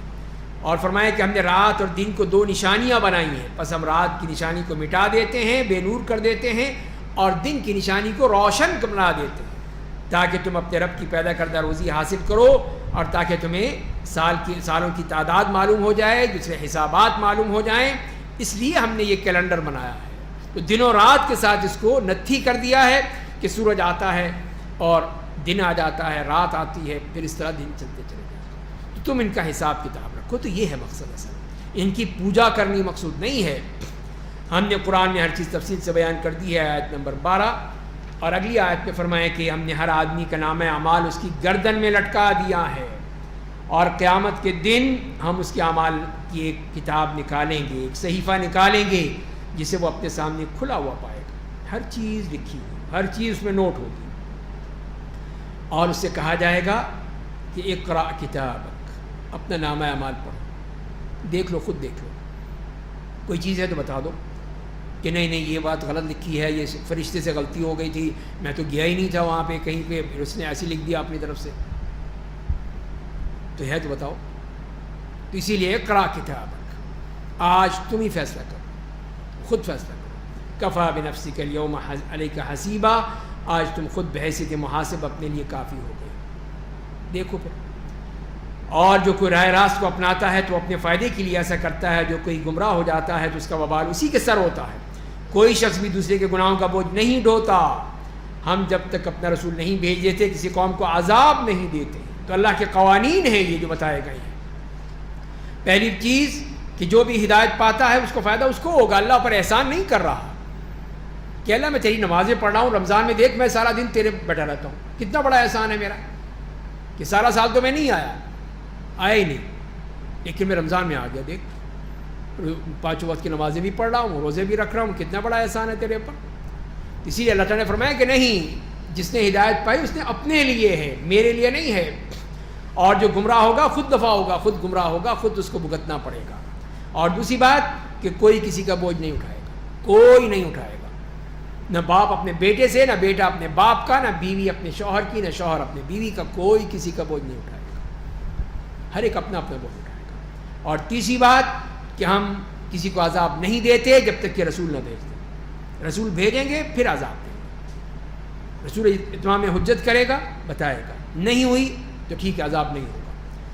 اور اگلی آیت میں فرمایا, آیت نمبر 16 میں, اور جب ہم کسی بستی کو ہلاک کرنا چاہتے ہیں تو اس کے عیش پرست ناز و نام میں ڈوبے ہوئے عیاش لوگ ان کو کیا کہتے ہیں, اجازت دے دیتے ہیں. پھر وہ فسق و فجور کا بازار گرم کر دیتے ہیں.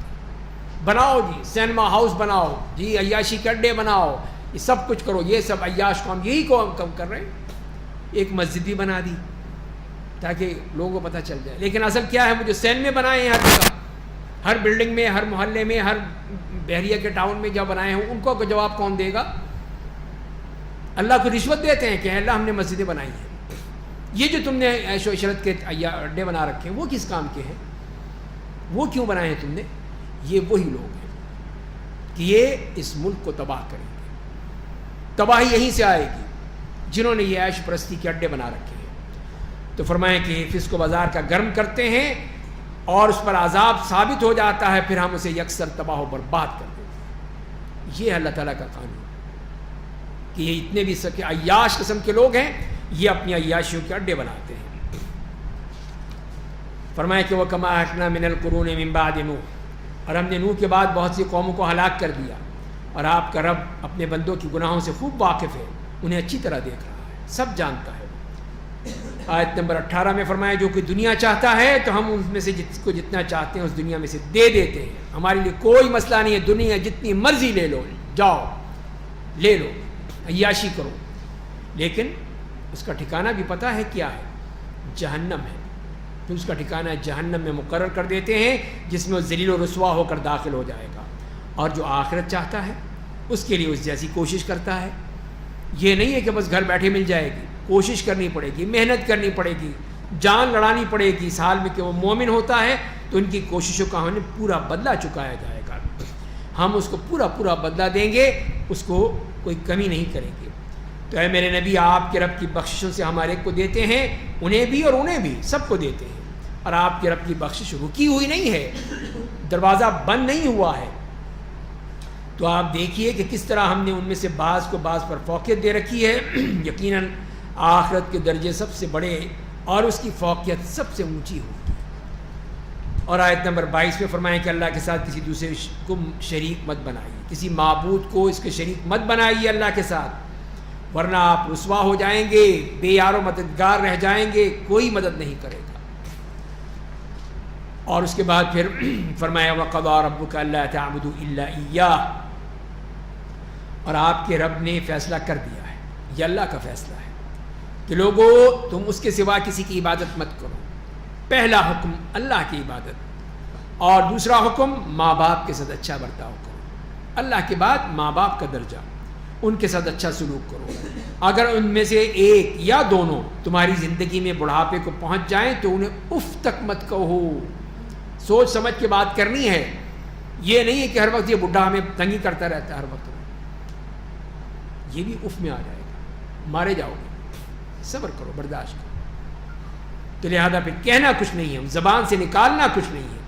وَلَا تَنْهَرْهُمَا، اور انہیں ڈانٹو بھی نہیں۔ تو اللہ تعالیٰ نے یہی تو کہا ہے کہ اف مت کہو، ڈانٹو نہیں، لیکن مارنے سے تو منع نہیں کیا نا، پٹائی کر سکتے ہو اماں ابا کی، تو منع نہیں کی نا اللہ نے۔ تو مطلب یہی ہے بتانے کا کہ اللہ تعالیٰ نے اس کی انتہا سے شروع کیا ہے، کہ اس کی جو ابتدا سے شروع کیا ہے کہ ابتدا اور انتہا یہی ہو سکتی ہے کہ تم ان کو اف تک مت کہو اور نہ ان کو ڈانٹو۔ مارنا پیٹنا تو بہت دور کی بات ہے، وہ تو ہو ہی نہیں سکتا۔ تو لہذا یہ ہے کہ دیکھو اس بات کا خیال رکھو اور ان کے ساتھ ادب و احترام کے ساتھ، نرمی کے ساتھ بات کرو، اور فرمائیں کہ جذبہ رحمت کے ساتھ ان کے سامنے تواضع اور انکساری اختیار کرو، جھک جاؤ ان کے سامنے اور دعا کرو اے میرے رب جس طرح ان دونوں نے بچپن میں میری پرورش برداشت کی تھی ان پر رحم فرما دے۔ یعنی بچپن میں جب میں کچھ بھی نہیں تھا، کہ نہ اس کو کوئی ہوش تھا نہ کچھ تھا، وہ ماں باپ ہی پال رہے تھے، خاص طور پہ ماں جس نے اس بچے کو پالا، بڑا کیا، سب اس کے لیے اس نے اپنا آرام، اپنی ہر چیز، راحت سب تج کر دی، اور آج یہ بڑے ہو کے اکڑ رہا ہے اس کے اوپر۔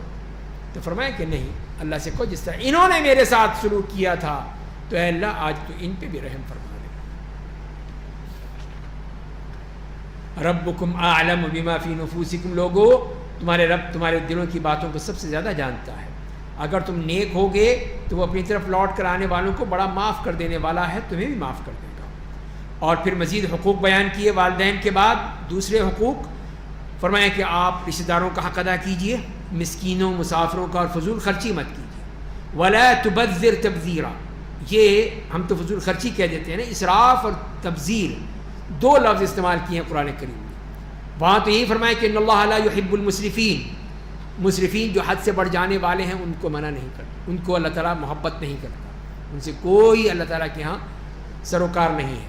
دوسری چیز یہاں پہ فرمائی کہ تبذر ولا تبذر تبذیرا ان المبذرین کانوا اخوان الشیاطین، بے شک یہ فضول خرچ کی لوگ شیطان کے بھائی ہوتے ہیں، اور شیطان اپنے رب کا ناشکرا بندہ ہے۔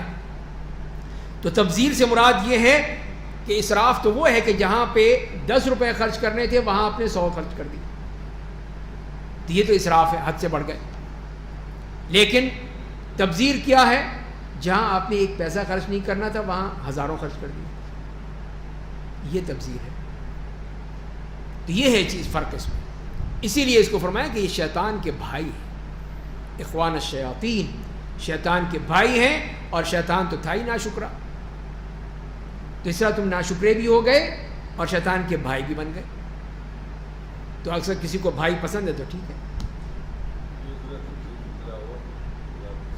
یعنی یہی ہے۔ دیکھیے اب یہاں پر یہ اتنے سارے پنکھے لگے ہوئے، اب ہم اس طرح بیٹھے ہوئے ہیں، جتنے ہیں اتنے پنکھے چل رہے ہیں، تو اگر ہم کہیں جی سارے پنکھے چلا دو، بندے تو 10 ہیں 20 ہیں اور پنکھے سارے چلے، تو یہ اسراف ہوگا۔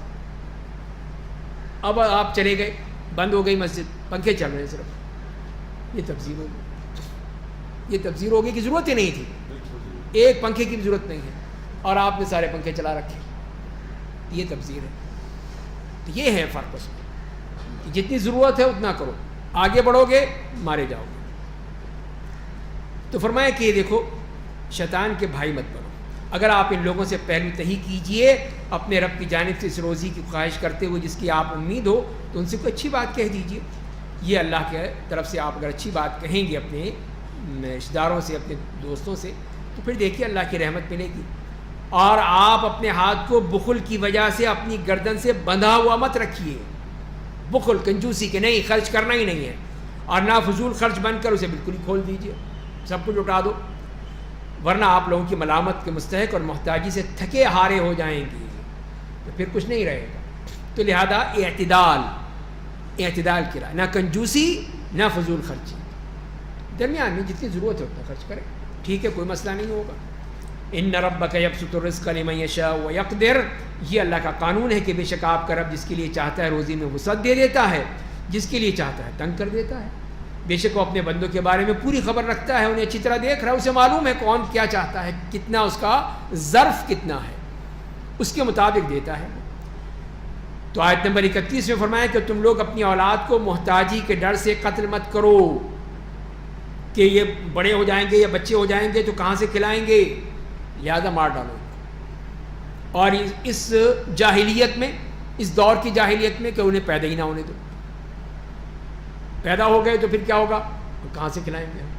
تو جاہلیت تو ہے نا، وہ جاہلیت دوسری تھی، یہ دوسری ہو گئی کہ اب وہ راستے ہی بند کر دو۔ اور زنا کے قریب مت جاؤ، تو اس کے بعد فرمایا انہیں اور ہم روزی دیتے ہیں، تم کیوں گھبراتے ہو، روزی تو ہم دے رہے ہیں، ہماری ذمہ داری ہے کہ جو بھی اس زمین پہ اس روئے زمین پر ایک کیڑا بھی ہل رہا ہے، حرکت کر رہا ہے، تو اس کا رزق وہ دے رہا ہے، اللہ دے رہا ہے۔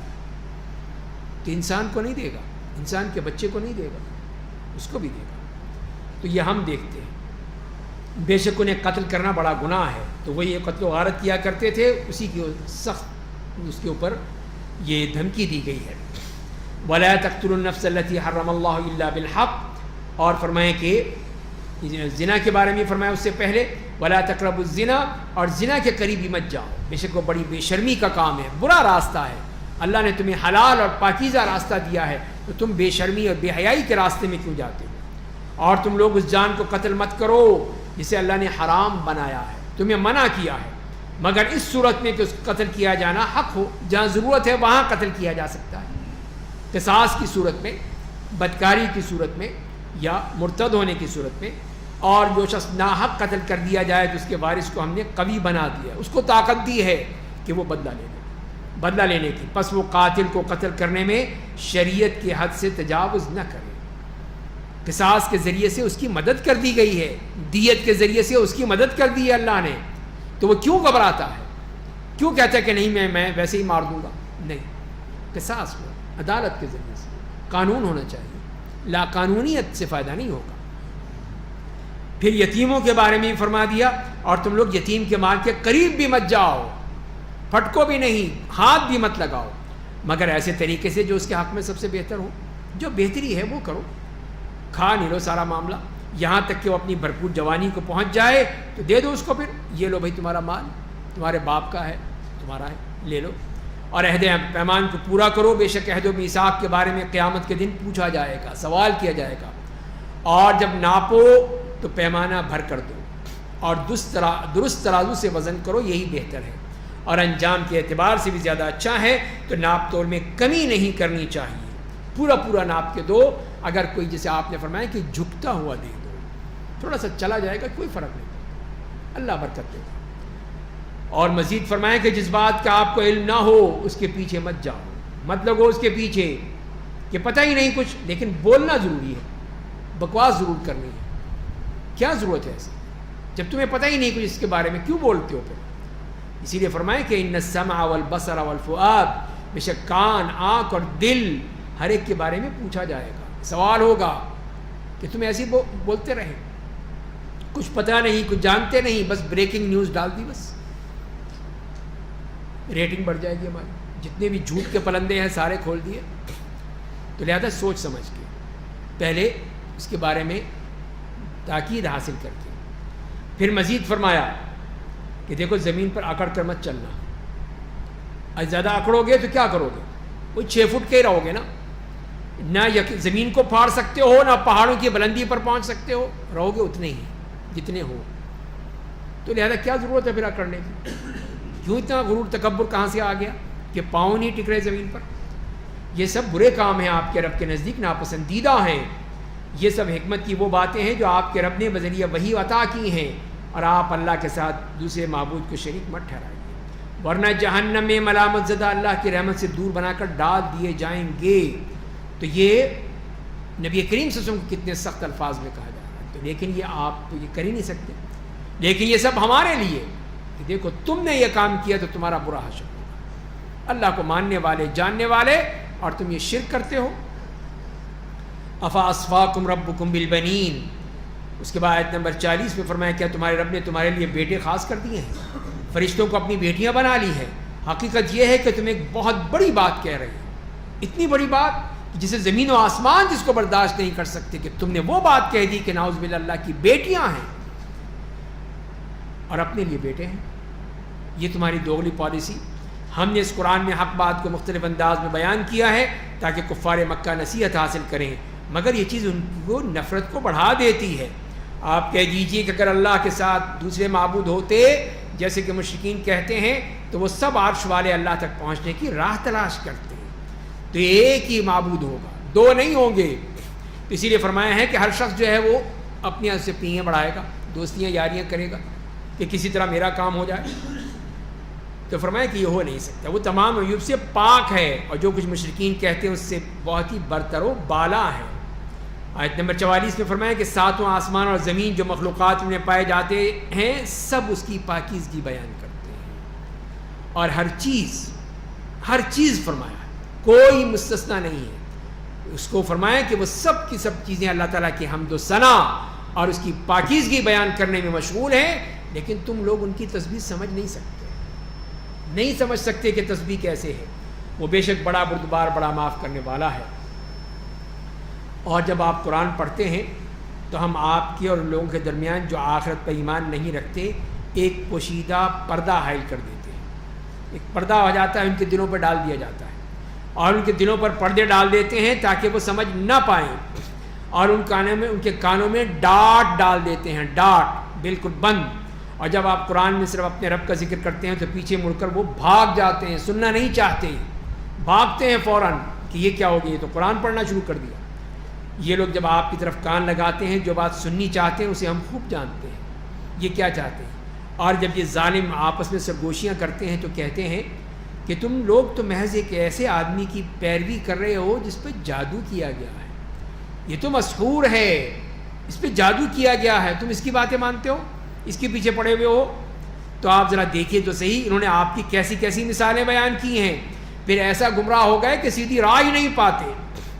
اور مشرکین کہتے ہیں کہ جب ہم مرنے کے بعد ہڈیاں اور چورا بن جائیں گے تو نئی تخلیق کے ذریعے دوبارہ اٹھائے جائیں گے. پہلا سوال.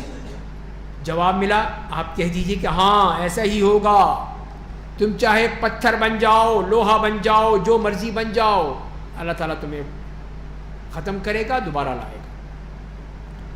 تو پھر پوچھتے ہیں یا کوئی اور مخلوق جو تمہارے نزدیک بڑی چیز ہو, کچھ بھی ہو, تو وہ پوچھیں گے کہ ہم دوبارہ کون زندہ کرے گا, یہ بتائیے کون زندہ کرے گا. تو آپ کہہ دیجئے کہ وہی جس نے پہلی بار پیدا کیا تھا, جس نے پہلی بار کیا تو وہ دوبارہ پیدا کر دے گا, اس کے لیے کون سا مشکل ہے. پہلے بھی تو پیدا ہوئے تھے, اس کو نہیں مانتے تم, مانو اس کو, تو ماننا پڑے گا تمہیں. جب اس کو مانتے ہو تو اس کو بھی مانو کہ دوبارہ بھی پیدا کر سکتے ہو. تو پھر وہ حیرت سے آپ کے سامنے سر ہلائیں گے اور پوچھیں گے پھر کب ہوگا. آہستہ آہستہ سمجھ میں آ گیا ایسا کب ہوگا. تو آپ کہہ دیجئے کہ شاید وقت قریب ہی ہو, بس آنے والا ہی ہے. تمہیں ڈرنا چاہیے. جس دن وہ تمہیں پکارے گا تم سب اس کی حمد و ثنا بیان کرتے اس کی پکار پر لبیک کہو گے, اور سوچو گے کہ تم دنیا میں تو بہت تھوڑے دن رہے تھے, یاد ہی نہیں ہوگا کتنے دن رہے تھے, کتنے سال رہے تھے, کتنے دن. اور آپ میرے بندوں سے کہہ دیجئے کہ وہ لوگوں سے بات کریں جو سب سے اچھی باتیں کریں. بے شک شیطان لوگوں کے درمیان فساد پیدا کرتا ہے, بے شک شیطان انسان کا کھلا دشمن ہے. تمہارا رب تمہیں خوب جانتا ہے, وہ چاہے تو تم پر رحم کرے یا چاہے تمہیں عذاب دے, اور ہم نے آپ کو ان کا ذمہ دار بنا کر نہیں بھیجا ہے. آپ ان کے تھانے دار نہیں ہیں, آپ کا کام صرف دعوت دینا ہے, تبلیغ کرنا ہے. اور آپ کا رب ان تمام مخلوقات سے خوب واقف ہے جو آسمان اور زمین میں ہے. اور ہم نے بعض انبیاء کو بعض پر فضیلت دی ہے, اور ہم نے داؤد کو زبور دی تھی. آیت نمبر 55. اگلی آیت نمبر 56 میں فرماتے ہیں کہ آپ کہہ دیجئے کہ تم ان کو پکارو جنہیں اللہ کے سوا تم نے اپنا معبود سمجھ رکھا ہے, وہ نہ تمہاری تکلیف دور کر سکتے ہیں نہ ہی اسے بدلنے کی طاقت رکھتے ہیں، کچھ نہیں کر سکتے۔ اور اگلی آیت نمبر 57 میں فرمایا کہ جن کو یہ لوگ پکارتے ہیں وہ تو خود ہی اپنے رب کی طرف وسیلہ تلاش کرتے ہیں، وہ خود اس پہ مجبور ہیں کہ ہم کسی طرح اللہ تعالیٰ سے رابطہ ہو جائے ہمارا، کہ کون اس کے زیادہ قریب ہو جائے، اور اس کی رحمت امید کرتے ہیں، اس کے عذاب سے ڈرتے ہیں۔ بے شک آپ کے رب کا عذاب ایسا ہے جس سے ڈرا جاتا ہے۔ تو لہذا تم جن کو پکار رہے ہو وہ خود جیسے کہ حضرت عزیر علیہ السلام کو یا حضرت مسیح علیہ السلام کو پکار رہے ہیں، تو وہ تو اللہ کے بندے ہیں نیک، وہ تو خود تلاش کر رہے ہیں کہ اللہ ہم تجھے کیسے راضی کریں، تو وہ کیا کر سکتے ہیں؟ وَإِن مِّن قَرْيَةٍ إِلَّا نَحْنُ مُهْلِكُوهَا قَبْلَ يَوْمِ الْقِيَامَةِ، اور روز قیامت سے پہلے ہر بستی کو ایک یا تو طبعی طور پر ہلاک کر دیں گے یا گناہوں کی وجہ سے اسے سخت عذاب دیں گے۔ یہ بات لوح محفوظ میں لکھی ہوئی ہے، اللہ نے لکھ دیا ہے کہ کیا فیصلہ ہونا ہے، سب لکھا ہوا ہے۔ اور نشانیاں بھیجنے سے پہلے ہم اس بات کو روک دیا ہے کہ گزشتہ قومیں ایسی نشانیوں کو جھٹلاتی رہی ہیں، اور ہم نے سمود کو مثال کے طور پر فرما دیا، سمود کو واضح طور پر اونٹنی دی تھی کہ دیکھو یہ اللہ کی طرف سے ناقۃ اللہ، تو دیکھو اس کو کچھ مت کہنا، لیکن انہوں نے کیا کیا؟ اس کے ساتھ زیادتی کی، اس کی کوچیں کاٹ ڈالی، اور ہم ایسی نشانیاں لوگوں کو ڈرانے کے لیے بھیجا کرتے ہیں۔ اور جب ہم نے آپ سے کہا کہ بے شک آپ کا رب تمام لوگوں کو اپنے گھیرے میں لیے ہوئے ہیں، اور ہم نے جو مشاہدات شب معراج میں آپ کو کرائے تھے، دکھایا تھا آپ کو سب کچھ، انہیں ہم نے لوگوں کے لیے آزمائش کا ذریعہ بنا دیا تھا، یعنی وہ لوگ کہنے لگے کہ یہ کیا ہوا، یہ تو نہیں مانتے ہم، کیا آپ کیسے چلے گئے؟ رات کو گئے ہیں مکہ، صبح پہنچ بھی گئے، تو یہ کیسے ہوا؟ اسی لیے بعض لوگ گھبرا گئے۔ یہ ایک آزمائش بھی تھی کہ جو پکے مسلمان ہیں وہ تو کہیں گے ہاں ہم مانتے ہیں۔ ابوبکر صدیق سے کہا انہوں نے، دیکھو تمہارے دوست کیا کہہ رہے ہیں، کہا انہوں نے کہا ہے تو سچ کہا، ابھی سنا نہیں انہوں نے، ابھی بات ہوئی نہیں، لیکن کہا اگر انہوں نے کہا ہے تو مانتا ہوں، صحیح کہا۔ یہ تھا، یہ صدیق، اسی لیے تو صدیق ہیں، وہ سچے بالکل۔ تو اللہ کے نیک بندے تو فوراً تیار ہو گئے کہ ہاں ٹھیک ہے، لیکن جو نہیں ہیں، تو جن کے دل میں ایمان ہی نہیں ہے، وہ کہتے ہیں یہ کیسے ہو سکتا ہے، اس کو ہم نہیں مانتے۔ تو آج بھی ایسے لوگ ہیں جو اس قسم کی تعویلات کرتے ہیں، اس کو مانتے ہی نہیں ہیں۔ اور فرمائے زقوم کے درخت کو بھی جس پر قرآن میں لعنت بھیجی گئی ہے، ہم کفار مکہ کو ڈراتے ہیں، لیکن یہ چیز ان کی سرکشی کو بہت زیادہ بڑھا دیتی ہے۔ تو شجرۃ الزقوم جس کا ذکر سورہ صافات میں آیا ہے، تو وہاں پر بھی کہ یہ وہ درخت ہوگا جس کی جہنم میں ہی وہ پیدا ہوگا، جسے قرآن نے کہا انہا شجرۃ تخرج فی اصل الجحیم، جہنم کی بالکل جڑ میں، وہاں پہ پیدا ہوگا یہ درخت، اور وہاں سے وہ کھائیں گے۔ تو یہ ہے۔ تو ابو جہل نے بھی کہا تھا کہ اہل قریش وہ شجرہ زقوم جسے تم ڈراتے ہو جانتے ہو کیا ہے؟ تو لوگوں نے کہا نہیں، کہا وہ یثرب کی عجوہ کھجور ہے جسے مکھن ڈال کے ہم کھاتے ہیں۔ یہ دیکھیے مذاق اڑانا، اللہ کی قسم اگر اسے مل جائے تو ہم اسے خوب کھائیں۔ تو اللہ تعالیٰ نے فرمایا کہ آؤ میں بتاؤں تو شجرۃ الملعونہ، اللہ کی لعنت ہے اس کے اوپر، وہ ہے اس سے مراد کھانا، کہ جب وہ کھائیں گے اس کو اور ان کے پیٹ میں پھر آگ لگے گی، اور پھر وہ پانی مانگیں گے تو کھولتا ہوا پانی دیا جائے گا جس سے آنتیں بھی کٹ جائیں گی۔ اسی کو فرمایا کہ زقوم کے درخت کو بھی یہ بھی آزمائش تھی، یہ عجوہ کھجور نہیں ہے، یہ کچھ اور ہے جس پر قرآن میں لعنت بھیجی گئی ہے۔ ہم کفار مکہ کو ڈراتے ہیں، لیکن چیز ان کی سرکشی کو بہت زیادہ بڑھا دیتی، اور سرکش اور نافرمان۔ وَإِذْ قُلْنَا لِلْمَلَائِكَةِ اسْجُدُوا لِآدَمَ، اور جب ہم نے فرشتوں سے کہا تم سب آدم کو سجدہ کرو، تو ابلیس کے سوا سب نے سجدہ کیا۔ اس نے کہا میں اسے سجدہ کروں جسے تو نے مٹی سے پیدا کیا ہے، یہ کیسے ہو سکتا ہے؟ یہ مٹی میں آگ برابر نہیں ہے۔ نیز کہا دیکھا تو نے یہ آدم جسے تو نے میرے مقابلے میں عزت دی ہے، اگر تو نے مجھے قیامت کے دن تک مہلت دی تو کچھ کے سوا میں اس کی پوری نسل کو ہلاک کر دوں گا، سب کو برباد کر دوں گا۔ اللہ نے کہا کہ جا، ان میں سے جو تیری پیروی کرے گا تو بے شک جہنم تم سب کو پورا پورا بدلہ ہوگا، پھر وہاں بدلہ ملے گا تمہیں۔ اور ان میں سے تو جسے آواز لے کر بہکا سکے بہکا لے، ان پر اپنے سوار اور پیادہ لشکر کے ذریعے سے چڑھائی کر، ان کے مال اور اولاد میں ان کا شریک بن جا، ان سے اچھے اچھے وعدے کر، شیطان ان سے صرف جھوٹے وعدے کرتا ہے۔ میرے مخلص بندوں پر تو کوئی اس کا اثر ہی نہیں، طاقت ہی نہیں ہے۔ اگر آپ کا رب بطور کارساز آپ کے لیے کافی ہے۔ تو یہاں پہ اس کو بتا دیا شیطان کی سرکشی کے بارے میں جو اللہ تعالیٰ نے مختلف آیات میں بیان کیا ہے، تو یہاں پر بھی اس کو بتا دیا جو اس نے کہا کہ میں سب کو گمراہ کر کے ہلاک کروں گا، جدھر چاہوں گا لے کر بہکا کر لے جاؤں گا، اور جو چاہے میں کر لوں ان کے ساتھ۔ اور بعد مفسرین نے لکھا کہ اس سے مراد لہو و لعب ہے، آواز اس کی، غنا یا موسیقی، اور پھر تمام وہ چیزیں جو وہ کرنا چاہتا ہے، یہ سب اس کی ہتھیار ہیں جس کے ذریعے سے وہ انسان کو ورغلائے گا، بہکائے گا۔ اپنے رب کا بھی رب کے بارے میں بتایا، اللہ تعالیٰ کی وحدانیت، الوہیت کی بھی چند نشانیاں بتا دیں کہ تمہارا رب وہ ہے جو سمندر میں کشتیوں کو چلاتا ہے تاکہ تم اس کی پیدا کوئی روزی حاصل کرو، جو تم رزق حاصل کرتے ہو وہ تم پر نہایت رحم کرنے والا ہے۔ اور جب تمہیں سمندر میں تکلیف پہنچتی ہے تو اللہ کے سوا تمام معبود جنہیں تم پکارتے ہو گم ہو جاتے ہیں، پھر جب وہ تمہیں نجات دے کر خشکی پر پہنچا دیتا ہے تو اس سے روگردانی کرتے ہو۔ اور حقیقت یہی ہے کہ انسان بڑا ہی ناشکرا ہے، مانتا نہیں، سمجھتا نہیں۔ وہاں تو چیخ رہا تھا، ہائے اللہ مر گیا، ہائے مر گیا، ہائے مر گیا، اور وعدے کر رہا تھا اللہ سے۔ جب اللہ نے کہا ٹھیک ہے بچ گئے، تو پھر پھر وہیں پہ آ گئے۔ کیا تمہیں اس بات سے اطمینان ہو گیا وہ تمہارے ساتھ خشکی کے کنارے کو دھسا دے، یا تم پر پتھروں اور کنکروں والی تند ہوا بھیج دے، پھر تم اپنا کوئی نگہبان نہ پاؤ؟ یا تمہیں کیا اطمینان ہو گیا ہے کہ دوبارہ تمہیں سمندر میں لوٹا دے، پھر تم ایک شدید طوفانی ہوا بھیج دے، پھر تمہارے کفران نعمت کی وجہ سے تمہیں ڈبو دے، پھر تم اس انجام کے لیے ہمارا کوئی پیچھے کرنے والا نہ پاؤ گے؟ تو کیا کر لو گے تم؟ تو یہ ہے اللہ تعالیٰ کہ وہ جس طرح چاہے انسان کو تباہ و برباد کر سکتا ہے، چاہے وہ زمین میں اس کے خشکی کنارے کو دھسا دے، یا پتھروں اور کنکروں کی بارش برسا دے، جو چاہے کر دے، یا سمندر میں ڈبو دے، کوئی روک نہیں سکتا اس کو، وہ جو چاہے کر سکتا ہے۔ یا تمہیں کہ اطمینان ہو گیا ہے کہ وہ دوبارہ تمہیں سمندر میں لوٹا دے، پھر تم پر ایک شدید طوفان ہوا بھیج دے، پھر تمہیں کفران نعمت کی وجہ سے تمہیں ڈبو دے، پھر تم اپنے اس انجام کے لیے ہمارا کوئی پیچھے کرنے والا نہیں پاؤ گے۔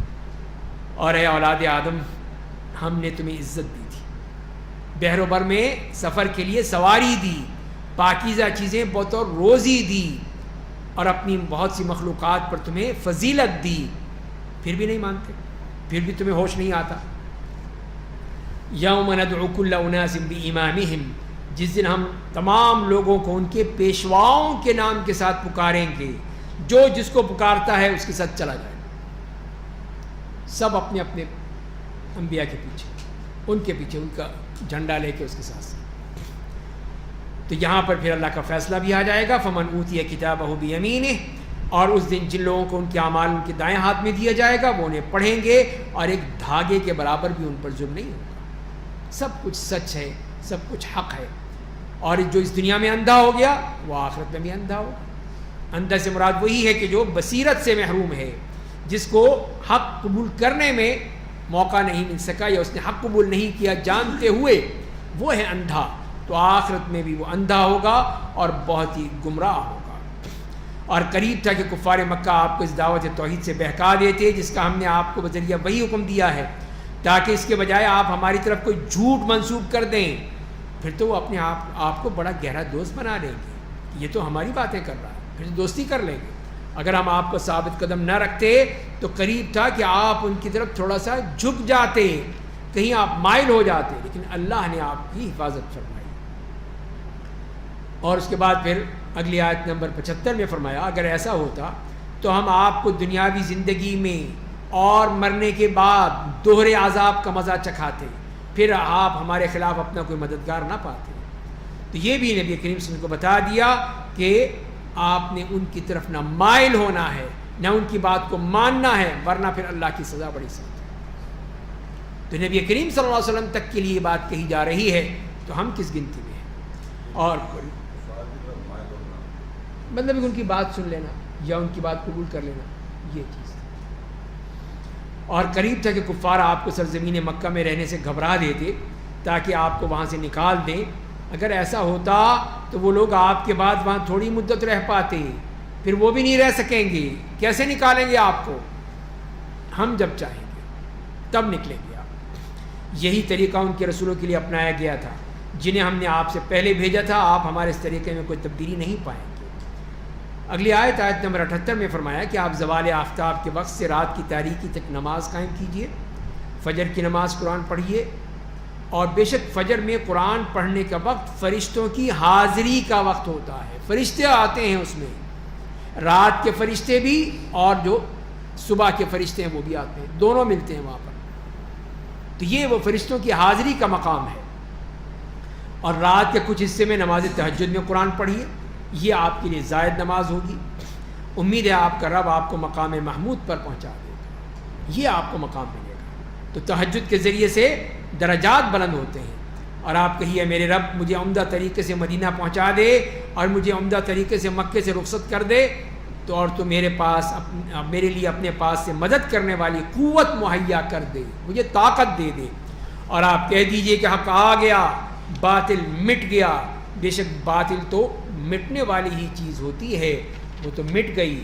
تو اس میں یہ بشارت تھی کہ مکہ فتح ہونے والا ہے اور آپ اس میں فاتح کے طور پر داخل ہوں گے پوری اپنی شان و شوکت کے ساتھ.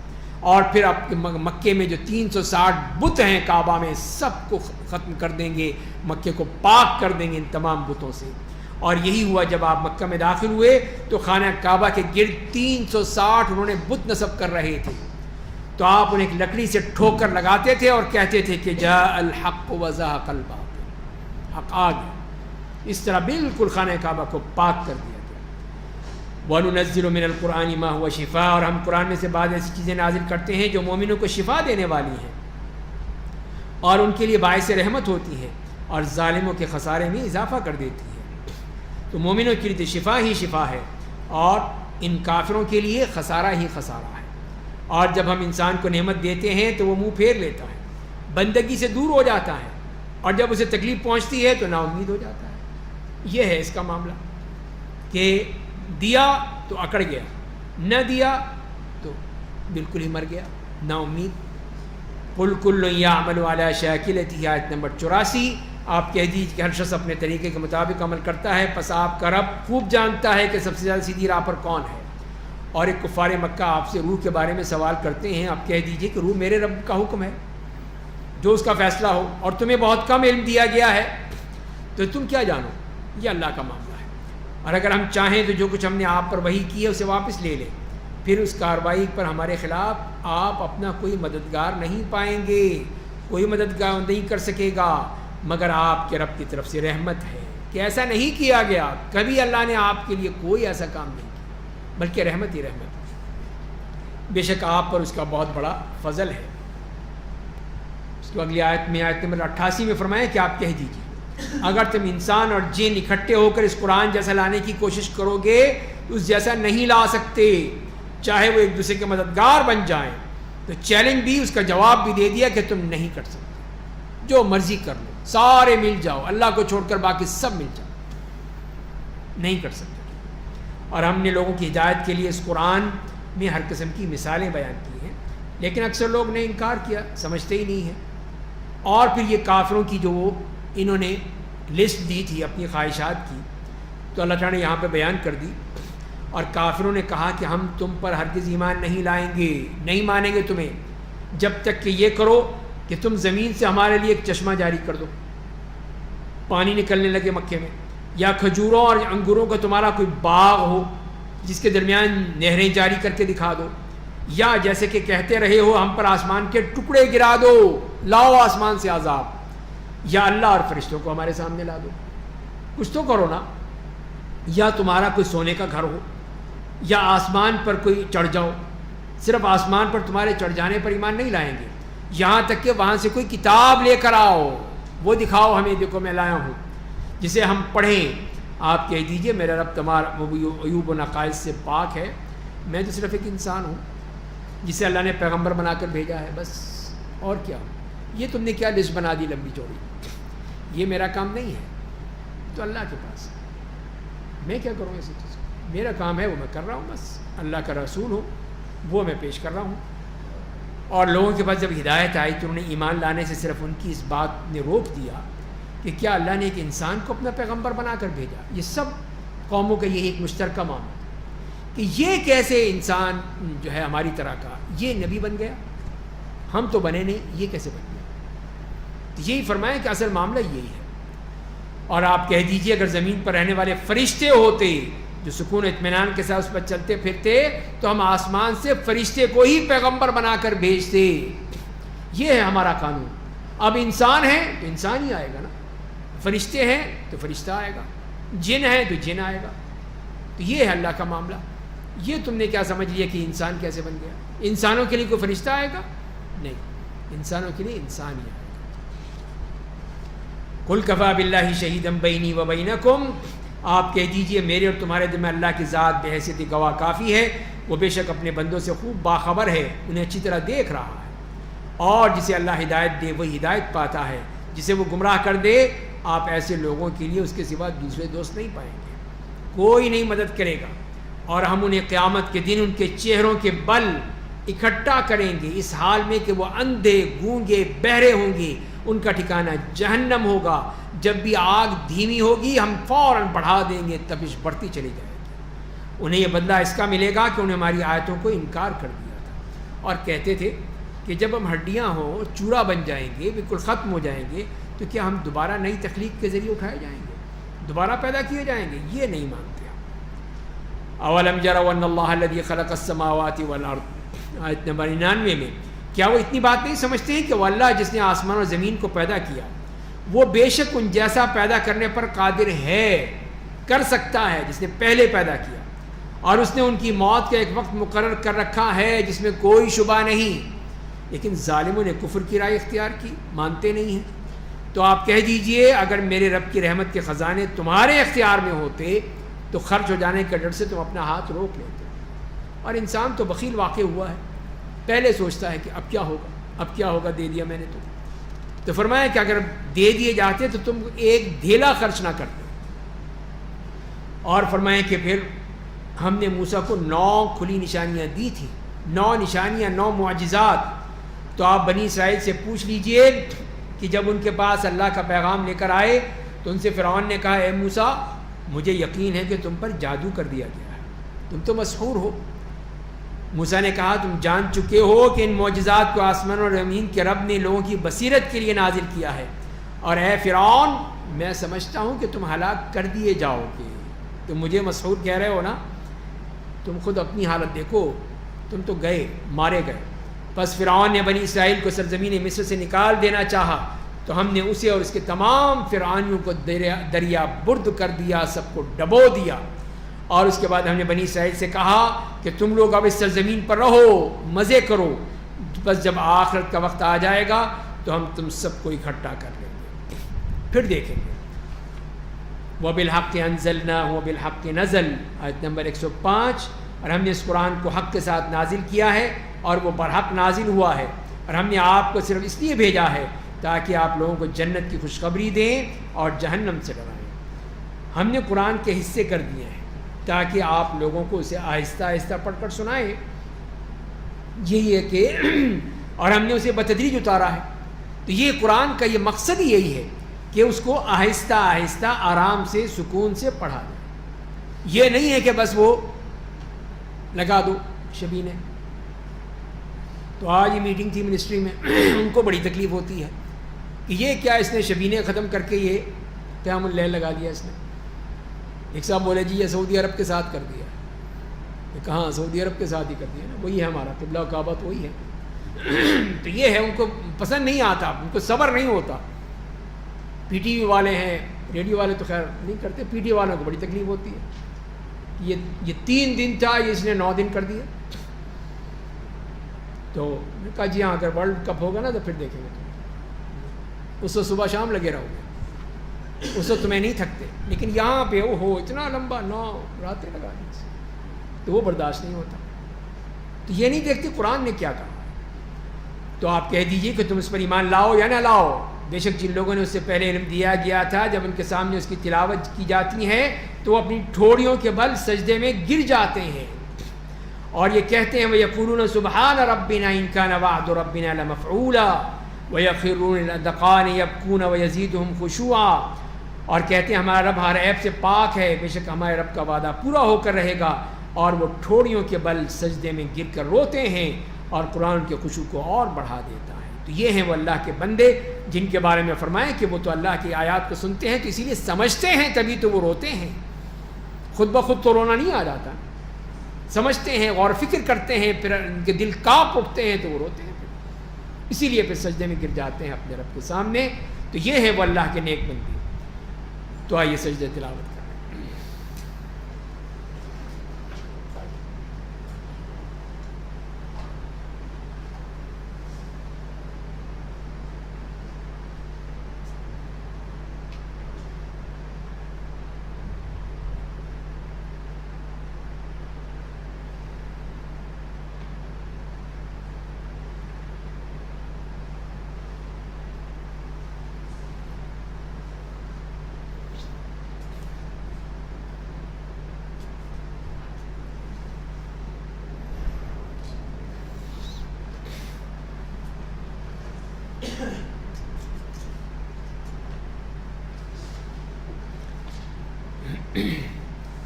فرمایا قُلِ ادعوا اللَّهَ أَوِ ادعوا الرَّحْمَنَ، آپ کہہ دیجئے تم لوگ اللہ کو اللہ کے نام سے پکارو یا رحمان کے نام سے پکارو، جس نام سے چاہو اسے پکارو، تمام بہترین نام اسی کے لیے ہیں۔ تو ان کو سمجھ میں نہیں آتا کہ رحمان یا رحیم یا اللہ، تو یہی فرمایا کہ سب اللہ کے نام ہیں، جس سے چاہو پکارو، اور اپنی نماز نہ زیادہ اونچی آواز سے پڑھیے نہ بالکل پست آواز سے، بلکہ دونوں کے درمیان کا طریقہ اختیار کیجیے، اعتدال کی راہ، ہر جگہ اعتدال ملے گا ہمیں۔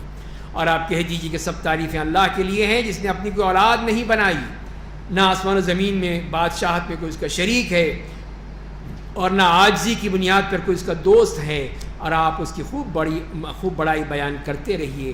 تو یہ اللہ آپ کو حکم دیا گیا، اپنے رب کی اس طرح تعریف کیجیے، اس کی بڑائی بیان کیجیے، اس کی حمد و ثنا بیان کیجیے۔ سورہ بنی اسرائیل مکمل ہوتی ہے، اس کے بعد سورہ کہف ہے، جتنا وقت ہے اس میں ہم پڑھنے کی کوشش کرتے ہیں اس کا حصہ۔ جی ہاں، کوئی اس کو عاجز نہیں کر سکتا، یہ ہے اصل مراد، کہ کوئی جو ہے وہ اسی لیے کہ وہ نہ ہی ذلت اور عاجزی پائے جانے کی وجہ سے اس کا کوئی ولی یا دوست ہے، یہ نہیں ہے کہ اس کو وہ غلبہ پالے گا اس کی، یہ ہو ہی نہیں سکتا۔ اس کے بعد سورہ کہف مکی صورت ہے جس میں 110 آیات ہیں، تو اس کے بارے میں جیسے کہ حدیث سے معلوم ہوتا ہے کہ جس سورہ کہف کی ابتدائی 10 آیات حفظ کر لی وہ دجال کے فتنے سے محفوظ ہوگا، اور ایک اور حدیث میں آتا ہے کہ جو شخص جمعے کے دن سورہ کہف کی تلاوت کرے گا اس کے لیے دونوں جمعوں کے درمیان ایک نور پیدا کر دیا گیا ہے، اور بعض میں جیسے معلوم ہوتا ہے کہ فتنہ دجال سے بھی محفوظ رہے گا۔ پہلی 10 آیات۔ بسم اللہ الرحمن الرحیم، الحمد للہ الذی انزل علی عبدہ الکتاب ولم یجعل له عوجا قیما لینذر بأسا شدیدا من لدنہ ویبشر المؤمنین الذین یعملون الصالحات ان لهم اجرا حسنا۔ سب تعریفیں اللہ کے لیے جس نے اپنے بندے محمد صلی اللہ علیہ وسلم پر قرآن نازل کیا، اس میں کوئی کجی نہیں رہنے دی، بالکل وہ صحیح سلامت، اور اسے ہر اعتبار سے درست بنایا تاکہ وہ اللہ کے شدید عذاب سے ڈرائے، اور ان مومنوں کو جو نیک عمل کرتے ہیں خوشخبری دے کہ ان کے لیے بہت اچھا اجر یعنی جنت ہے، اس میں وہ ہمیشہ رہیں گے، اور ان لوگوں کو ڈرائے جو کہتے ہیں کہ اللہ نے اپنی اولاد بنا لی، اللہ کے بارے میں اتنا بڑا جرم، اتنی بڑی گستاخی، وہ نہ وہ اس سے متعلق کوئی علم رکھتے ہیں نہ ان کے آباء و اجداد، یہ ایک بڑی بات ہے جو ان کے منہ سے نکلا کرتی ہے، وہ لوگ سراسر جھوٹ بولتے ہیں، تو یہ نہ ان کو معلوم نہ ان کے آباء و اجداد کو اللہ کے بارے میں اتنی جھوٹی بات کہہ دینا۔ اور پھر نبی کریم صلی اللہ علیہ وسلم کو تسلی دی اگر کفار اس قرآن پر ایمان نہیں لائیں گے تو شاید آپ ان کے غم میں اپنی جان ہلاک کر لیں گے، کیوں آپ اتنے اپنے اوپر ڈالتے ہیں، چھوڑ دیجیے، آپ اتنا غم مت کیجیے، جو کچھ زمین پر ہے اور اسے ہم نے اس کی زینت کا بنائی ہے تاکہ ہم انسان کو آزمائیں کہ ان میں عمل کے اعتبار سے کون سب سے اچھا ہے، تو یہ ہے اصل مقصد کہ کون اچھا عمل کرتا ہے، یہ نہیں ہے کہ کتنا زیادہ عمل کرتا ہے، نہیں، اچھا عمل۔ تو اللہ تعالیٰ وہ کوالٹی دیکھتا ہے کہ وہ کیا ہے، آپ کے عمل میں ہے کہ نہیں ہے، اور جو کچھ اس پر ہے اسے ہم ختم کر کے ایک ہموار میدان بنا دیں گے تو یہ بالکل ہموار چٹیل میدان بن جائے گا یہ تمام یہ زمین۔ کیا آپ سمجھتے ہیں کہ یہاں پہ پھر جو غار والوں کا قصہ بیان کیا آیت نمبر 9 سے لے کر 31 تک، کیا آپ سمجھتے ہیں کہ غار اور رقیم کی بستی کے رہنے والے ہماری قدرت کی نشانیوں میں سے ایک عجیب نشانی تھی؟ تو ایک عجیب نشانی ہے جو اللہ نے رکھی ہے اس میں۔ جب ان نوجوانوں نے غار میں پناہ لے لی تو اے ہمارے رب تو ہمیں اپنی رحمت عطا کر، ہمیں ہمارے معاملے میں رائے راست پر رکھ۔ تو یہ وہ لوگ تھے جو توحید والے تھے، شرک سے بھاگ رہے تھے، شرک سے بچنے کے لیے انہوں نے پناہ لی تھی، اس لیے کہ وہ ظلم سے بچنا چاہتے تھے۔ تو ہم نے ان پر غار میں کئی سال کے لیے گہری نیند طاری کر دی، پھر ہم نے انہیں اٹھایا کہ معلوم کریں کہ دونوں گروہوں میں سے کس نے ان کے حال میں رہنے کی مدت کو زیادہ اچھی طرح گن رکھا ہے، تاکہ پتہ چلے لوگوں کو، اور ہم آپ کو ان کا صحیح واقعہ سناتے ہیں۔ بے شک وہ کچھ نوجوان تھے جو اپنے رب پر ایمان لائے تھے۔ نوجوانوں کی بھی تعریف ہو گئی، اور ہم نے انہیں راہ راست کی طرف زیادہ ہدایت دی تھی۔ ہم نے ان کے دلوں کو مضبوط رکھا جب وہ دعوت حق کے لیے کھڑے ہوئے اور کہا ہمارا رب تو آسمان اور زمین کا رب ہے، ہم اس کے سوا کسی دوسرے کی معبود ہرگز عبادت نہیں کریں گے، ورنہ ہم حقیقت سے دور کی بات کہیں گے۔ تو یہ تھا، انہوں نے حق کہا، چاہے شرک ہو رہا تھا لیکن حق بات کہی کہ نہیں، ہم ایک اللہ کی عبادت کرتے ہیں۔ ہماری اس قوم نے اللہ کے سوا دوسرے معبود بنا لیے ہیں، تو ان کے معبود ہونے کی کوئی صریح دلیل کیوں نہیں پیش کرتے ہیں؟ بس اس سے بڑھ کر ظالم کون ہوگا جو اللہ کے بارے میں جھوٹ بولتا ہے۔ تو یہ سب اللہ کے بارے میں جھوٹ بول رہے ہیں۔ آیت نمبر 16 میں فرمایا، اور جب تم نے اپنی قوم سے اللہ کے سوا ان کے معبودوں سے کنارہ کشی اختیار کر لی تو غار میں پناہ لے لو۔ اب تم نے جان تو بچانی ہے تو لہذا غار میں چلے جاؤ، تمہارا رب تمہیں اپنی رحمت میں لے لے گا، تمہارے لیے تمہارے معاملے میں سہولت بہم پہنچائے گا۔ سب سے بڑی بات اللہ کی رحمت۔ پھر انتظامات دیکھیے، اللہ نے کیا کیا انتظامات فرما دیے۔ اور آپ دیکھتے ہیں کہ جب آفتاب طلوع ہوتا تھا تو ان کے غار سے دائیں طرف جھک جاتا تھا، اور جب غروب ہوتا تھا تو ان سے بچ کر بائیں طرف ہو جاتا تھا، کہیں ان کے جسم جل نہ جائے، نہ صبح کی تپش سے نہ واپسی میں غروب آفتاب کی تپش سے۔ اس طرح اللہ کا انتظام دیکھیے۔ اور وہ نوجوان غار کے کشادہ حصے میں تھے، یہ اللہ کی نشانیوں میں سے ایک نشانی تھی۔ جسے اللہ ہدایت دے وہی ہدایت پاتا ہے، جسے وہ گمراہ کر دے اس کا آپ کوئی راہ دکھانے والا دوست نہیں پائیں گے۔ اور دوسری بات، آپ انہیں بیدار سمجھتے ہیں حالانکہ وہ سوئے ہوئے تھے، اور یہ کہ آنکھیں کھلی ہوئی ہیں لیکن وہ تو سو رہے ہیں۔ اب انہیں دائیں اور بائیں پلٹتے رہتے تھے، کروٹیں لیتے رہتے تھے، کہیں ایک ہی طرف رہنے سے جسم جو ہے وہ گل ہی نہ جائے۔ 300 سال، 310 سال، تو کیا ہوگا؟ یہ اللہ تعالیٰ نے انتظامات فرما دیے تھے۔ تو فرمایا ان کا کتا غار کے دہانے پر اپنے دونوں بازو پھیلائے ہوئے تھا، اگر آپ ان کی طرف جھانک لیتے تو ان سے پیٹ پھیر کر بھاگ پڑے ہوتے، ان کی کیفیت دیکھ کر خوف زدہ ہو جاتے۔ ایک شخص جو مردہ ہو، آنکھیں کھلی ہوں، بے نور، تو دیکھیے کیا ہوگا، وحشت۔ تو وہی چیز تھی، اسی لیے فرمایا کہ آپ تو فوراً بھاگ کھڑے ہوتے۔ اور ہم نے اسی طرح انہیں ایک بار اٹھایا تاکہ وہ آپس میں ایک دوسرے سے پوچھیں، پھر ان کو زندہ کر دیا۔ ان میں سے ایک نے پوچھا تم سب اس حال میں کتنے دن رہے ہو؟ دوسرے نے جواب دیا ہم ایک دن یا دن کا کوئی حصہ رہا ہوگا، اس وقت صبح تھی اب شام ہو گئی، بس اتنا ہی ہے، فرق پڑتا اور تو کچھ بھی نہیں ہے۔ پھر کہا تمہارا رب زیادہ جانتا ہے کہ تم کتنے دن رہے ہو، اب بھوک لگ رہی ہے، کچھ کھانے کو لاؤ، پھر بھیجو کسی کو، پیسے جو ہیں ہمارے پاس دیکھو کوئی چھپتے چھپاتے جائے، ذرا کوئی پکڑ نہ لے۔ ڈر تو بیٹھا ہوا تھا نا دماغ میں، دماغ ختم تو نہیں ہوا تھا۔ تو اس میں تمہارے لیے کچھ کھانا خرید کر لائے اور خاموشی کے ساتھ کام کر لے، کسی کو تمہاری خبر نہ ہونے دے۔ یہ خیال رکھنا، بے شک وہ لوگ اگر تمہیں پا لیں گے تو سنسار کر دیں گے یا تمہیں اپنے دین میں داخل کر دیں گے، پھر تم کبھی کامیاب نہیں ہو پاؤ گے۔ تو لہذا ذرا احتیاط سے کام کرنا، چھپتے چھپکے جانا۔ اور اسی طرح ہم نے ان لوگوں کو ان کی خبر کر دی۔ اب وہاں پہنچے پیسے لے کے، تو لوگوں نے یہ کہاں سے لائے بھائی، تم 300 سال پرانا سکہ کہاں سے لے آئے، تم کوئی خزانہ لوٹا ہے؟ اب وہ پریشان، یہ کیا کہہ رہے ہیں؟ اب بات پھیل گئی، ہر ایک دکھا رہا ہے بھائی دیکھو یہ کیا لا، یہ دیکھو یہ کیا لا رہا ہے۔ اس لیے کو سکے پرانے ہیں، پرانے بادشاہ، 300 سال پرانا بادشاہ، باقی تو مر کھپ گئے۔ اب یہ پکڑے گئے سب کہ یہ کیا ہوا۔ وہ بادشاہ تک بات پہنچ گئی، کہا بلاؤ ان کو، لاؤ کون ہے یہ۔ اسی طرح ہم نے لوگوں کو ان کی خبر کر دی، پتہ چل گیا سب کو، وہ تاکہ وہ جان لیں کہ اللہ کا وعدہ برحق ہے، اور یہ کہ قیامت کے آنے میں کوئی شبہ نہیں۔ اس وقت لوگ ان کے معاملے میں آپس میں جھگڑنے لگے۔ کچھ لوگوں نے کہا کہ تم لوگ ان کے اوپر ایک مکان بنا دو، ان کا رب ان کے حال سے زیادہ واقف ہے۔ جو لوگ ان کے معاملے میں دوسروں پر غالب آ گئے انہوں نے کہا نہیں، ان کے اوپر ایک مسجد بنائیں، وہاں پہ مزار بنائیں۔ دیکھیں وہی چیز آ گئی۔ اسی لیے ان کو ہے کہ یہ دیکھو قرآن کہہ رہا ہے مسجد بنائیں گے، مزار بنائیں گے، تو ہم کیوں نہ بنا دیں، ہم بھی بنا دیں گے۔ یہ دلیل مل گئی نا قرآن سے۔ تو ان قریب لوگ کہیں گے وہ 3 نوجوان تھے، چوتھا ان کا کتا تھا، کچھ لوگ کہیں گے 5 تھے، چھٹا ان کا کتا، یوں ہی گمان کرتے ہیں۔ کچھ لوگ کہیں گے 7 تھے، 8واں ان کا کتا۔ یہاں تو نہیں کہا گمان، تو ہو سکتا ہے یہی صحیح ہو۔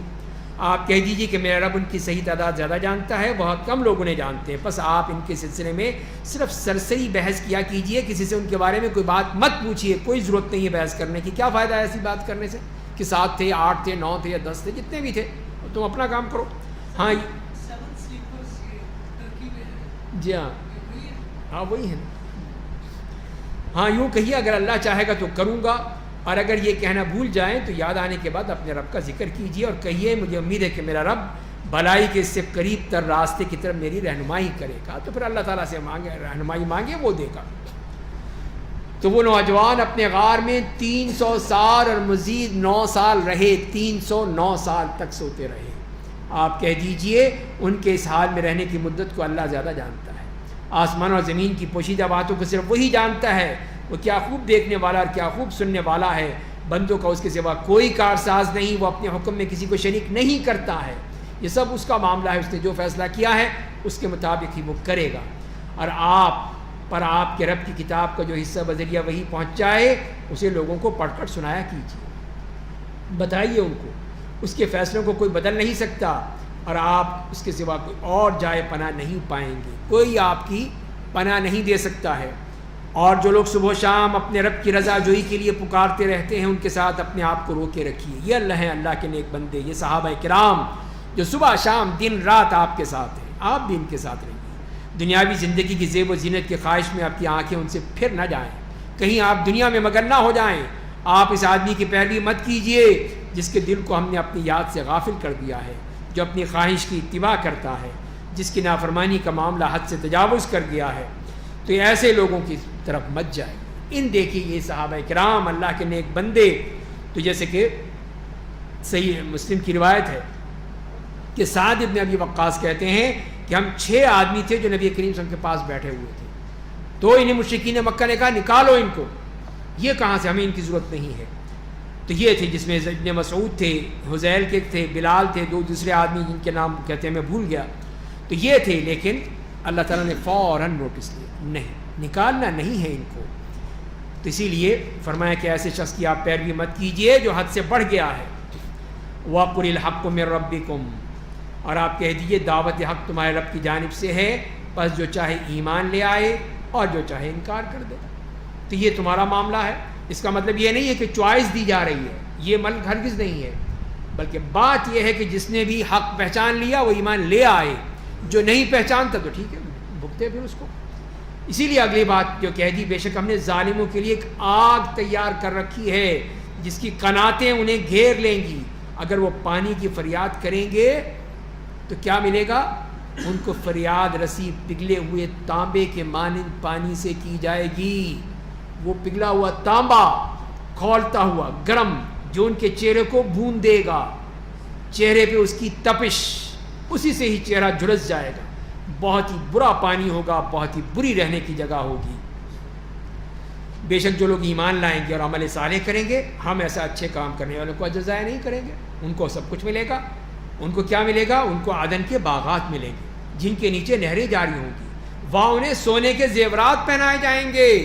سن لیں، عورتوں کا نہیں مردوں کو بھی شاندار لباس پہنے گے، چوڑیاں بھی ہوں گی، جھمکے بھی ہوں گے، ہار بھی ہوں گے، سب کچھ ہوگا۔ کیا خوبصورت ہوگا، شاندار پوشاک ہوگی، اسے بادشاہ کرتے تھے۔ یہ مطلب نہیں کہ عورت بنا دیا جائے گا، لیکن زیورات ہوں گے سونے کے، اور وہ باریک اور دبیز ریشم کے ہرے کپڑے پہنے ہوں گے، اور اس حال میں کہ آرام کرسیوں پر ٹیک لگائے ہوں گے۔ کتنا اچھا بدلہ ہوگا، کتنی اچھی وہ جنت ہوگی، کتنی آرام گاہ ہوگی۔ اللہ تعالیٰ ہمیں بھی نصیب فرمائے۔ اور آپ کے سامنے دو آدمیوں کی مثال پیش کیجئے، دونوں میں سے ایک کو ہم نے انگوروں کے 2 باغ دیے تھے، دونوں باغوں کو کھجوروں کے گھنے درختوں نے گھیر رکھ لیا تھا، دونوں کے درمیان کھیتی رکھ دی تھی، دونوں باغوں نے پھل دیے، کسی باغ نے پھل دینے میں کوئی کمی نہیں کی، بھرپور، اور دونوں باغوں کے درمیان ہم نے ایک نہر بھی جاری کر دی۔ کتنا خوبصورت ماحول بتایا، اور اس کے پاس دوسرے میوجات بھی ہوتے تھے۔ تو اس کے اپنے ساتھی سے گفتگو کرتے ہوئے کہا کہ دیکھو میں تو مال میں تم سے زیادہ ہوں اور جاہ و جلال میں بھی تم سے زیادہ عزت والا ہوں، دیکھو شاندار کیا شان ہے میری۔ اور وہ اپنے باغ میں اس حال میں داخل ہوا کہ وہ اپنے حق میں ظلم کرنے والا تھا۔ کہا میں نہیں سمجھتا کہ یہ باغ کبھی تباہ ہو جائے گا، کیا شان ہے اس باغ، کیا درخت ہیں، کیا پانی ہے، کیا سبزہ ہے، میٹھا ہے، یہ ہے وہ ہے، خوب وہ اس پر وہ اکڑے گا، اور مجھے یقین نہیں ہے کہ قیامت برپا ہوگی۔ یہ ہے، یہاں مارا گیا، اور اگر بالفرض اپنے رب کے پاس لوٹ کر بھی گیا تو اس باغ سے بھی زیادہ شاندار باغ ملے گا اور اچھا بدلہ ملے گا، یہ اکڑا۔ تو اس کے ساتھی نے اس سے کہا گفتگو کے دوران، کیا تم نے ذات باری تعالیٰ کا انکار کر دیا؟ تم اللہ کو مانتے ہی نہیں ہو، تم جس نے تمہیں مٹی سے پیدا کیا، پھر نطفے سے، پھر تمہیں ایک اچھا بھلا ایک مرد بنا دیا، تو یہ مومن تھا۔ دوسرا یہ کہتا ہے میرا عقیدہ یہ ہے کہ اللہ ہی میرا رب ہے اور میں اپنے رب کا کسی کو شریک نہیں بناتا ہوں، کوئی شریک نہیں ہے اس کا۔ اور تم جب باغ میں داخل ہوئے تھے تو کیوں نہیں کہا تھا کہ اللہ نے جو چاہا وہ ہوا ہے؟ ما شاء اللہ لا قوت الا باللہ، اللہ کی مشیت کے بغیر کسی کو قوت حاصل نہیں ہو سکتی۔ اگر تم مجھے اپنے آپ سے اور اپنے مال و اولاد میں کم تر پاتے ہو تو میں امید رکھتا ہوں کہ میرا رب مجھے تمہارے باغ سے بھی بڑھ کر باغ دے گا، بہتر باغ دے گا، اس سے شاندار باغ دے گا، اور تمہارے باغ پر کوئی آسمانی عذاب بھیج دے گا، بس وہ بے پودے والا چکنا چٹیل میدان بن جائے گا، کوئی چیز نہیں، سب کچھ ختم ہو جائے گا۔ اور یہی ہوا پھر، یا اس کا پانی زمین کی تہ میں چلا جائے اور پھر تم اسے حاصل نہیں، پھر کہاں سے لاؤ گے پانی؟ تو فرمایا اس کے تمام پھلوں کو آفت نے گھیر لیا۔ یہ تھا شرک کا نتیجہ۔ بس ان پھلوں پر جتنا مال خرچ کیا تھا اس پر کفِ افسوس ملنے لگا، وہ باغ اپنے چھپروں سمیت گرا پڑا تھا، اور وہ کہنے لگا ہے کاش میں اپنے رب کے ساتھ کسی کو شریک نہ بنایا ہوتا، اللہ کے سوا اس کا کوئی گروہ نہیں تھا جو اس کی مدد کرتا، اور نہ اس میں انتقام لینے کی قدرت تھی۔ اب کیا کر سکتا، اللہ سے تو انتقام نہیں لے سکتا۔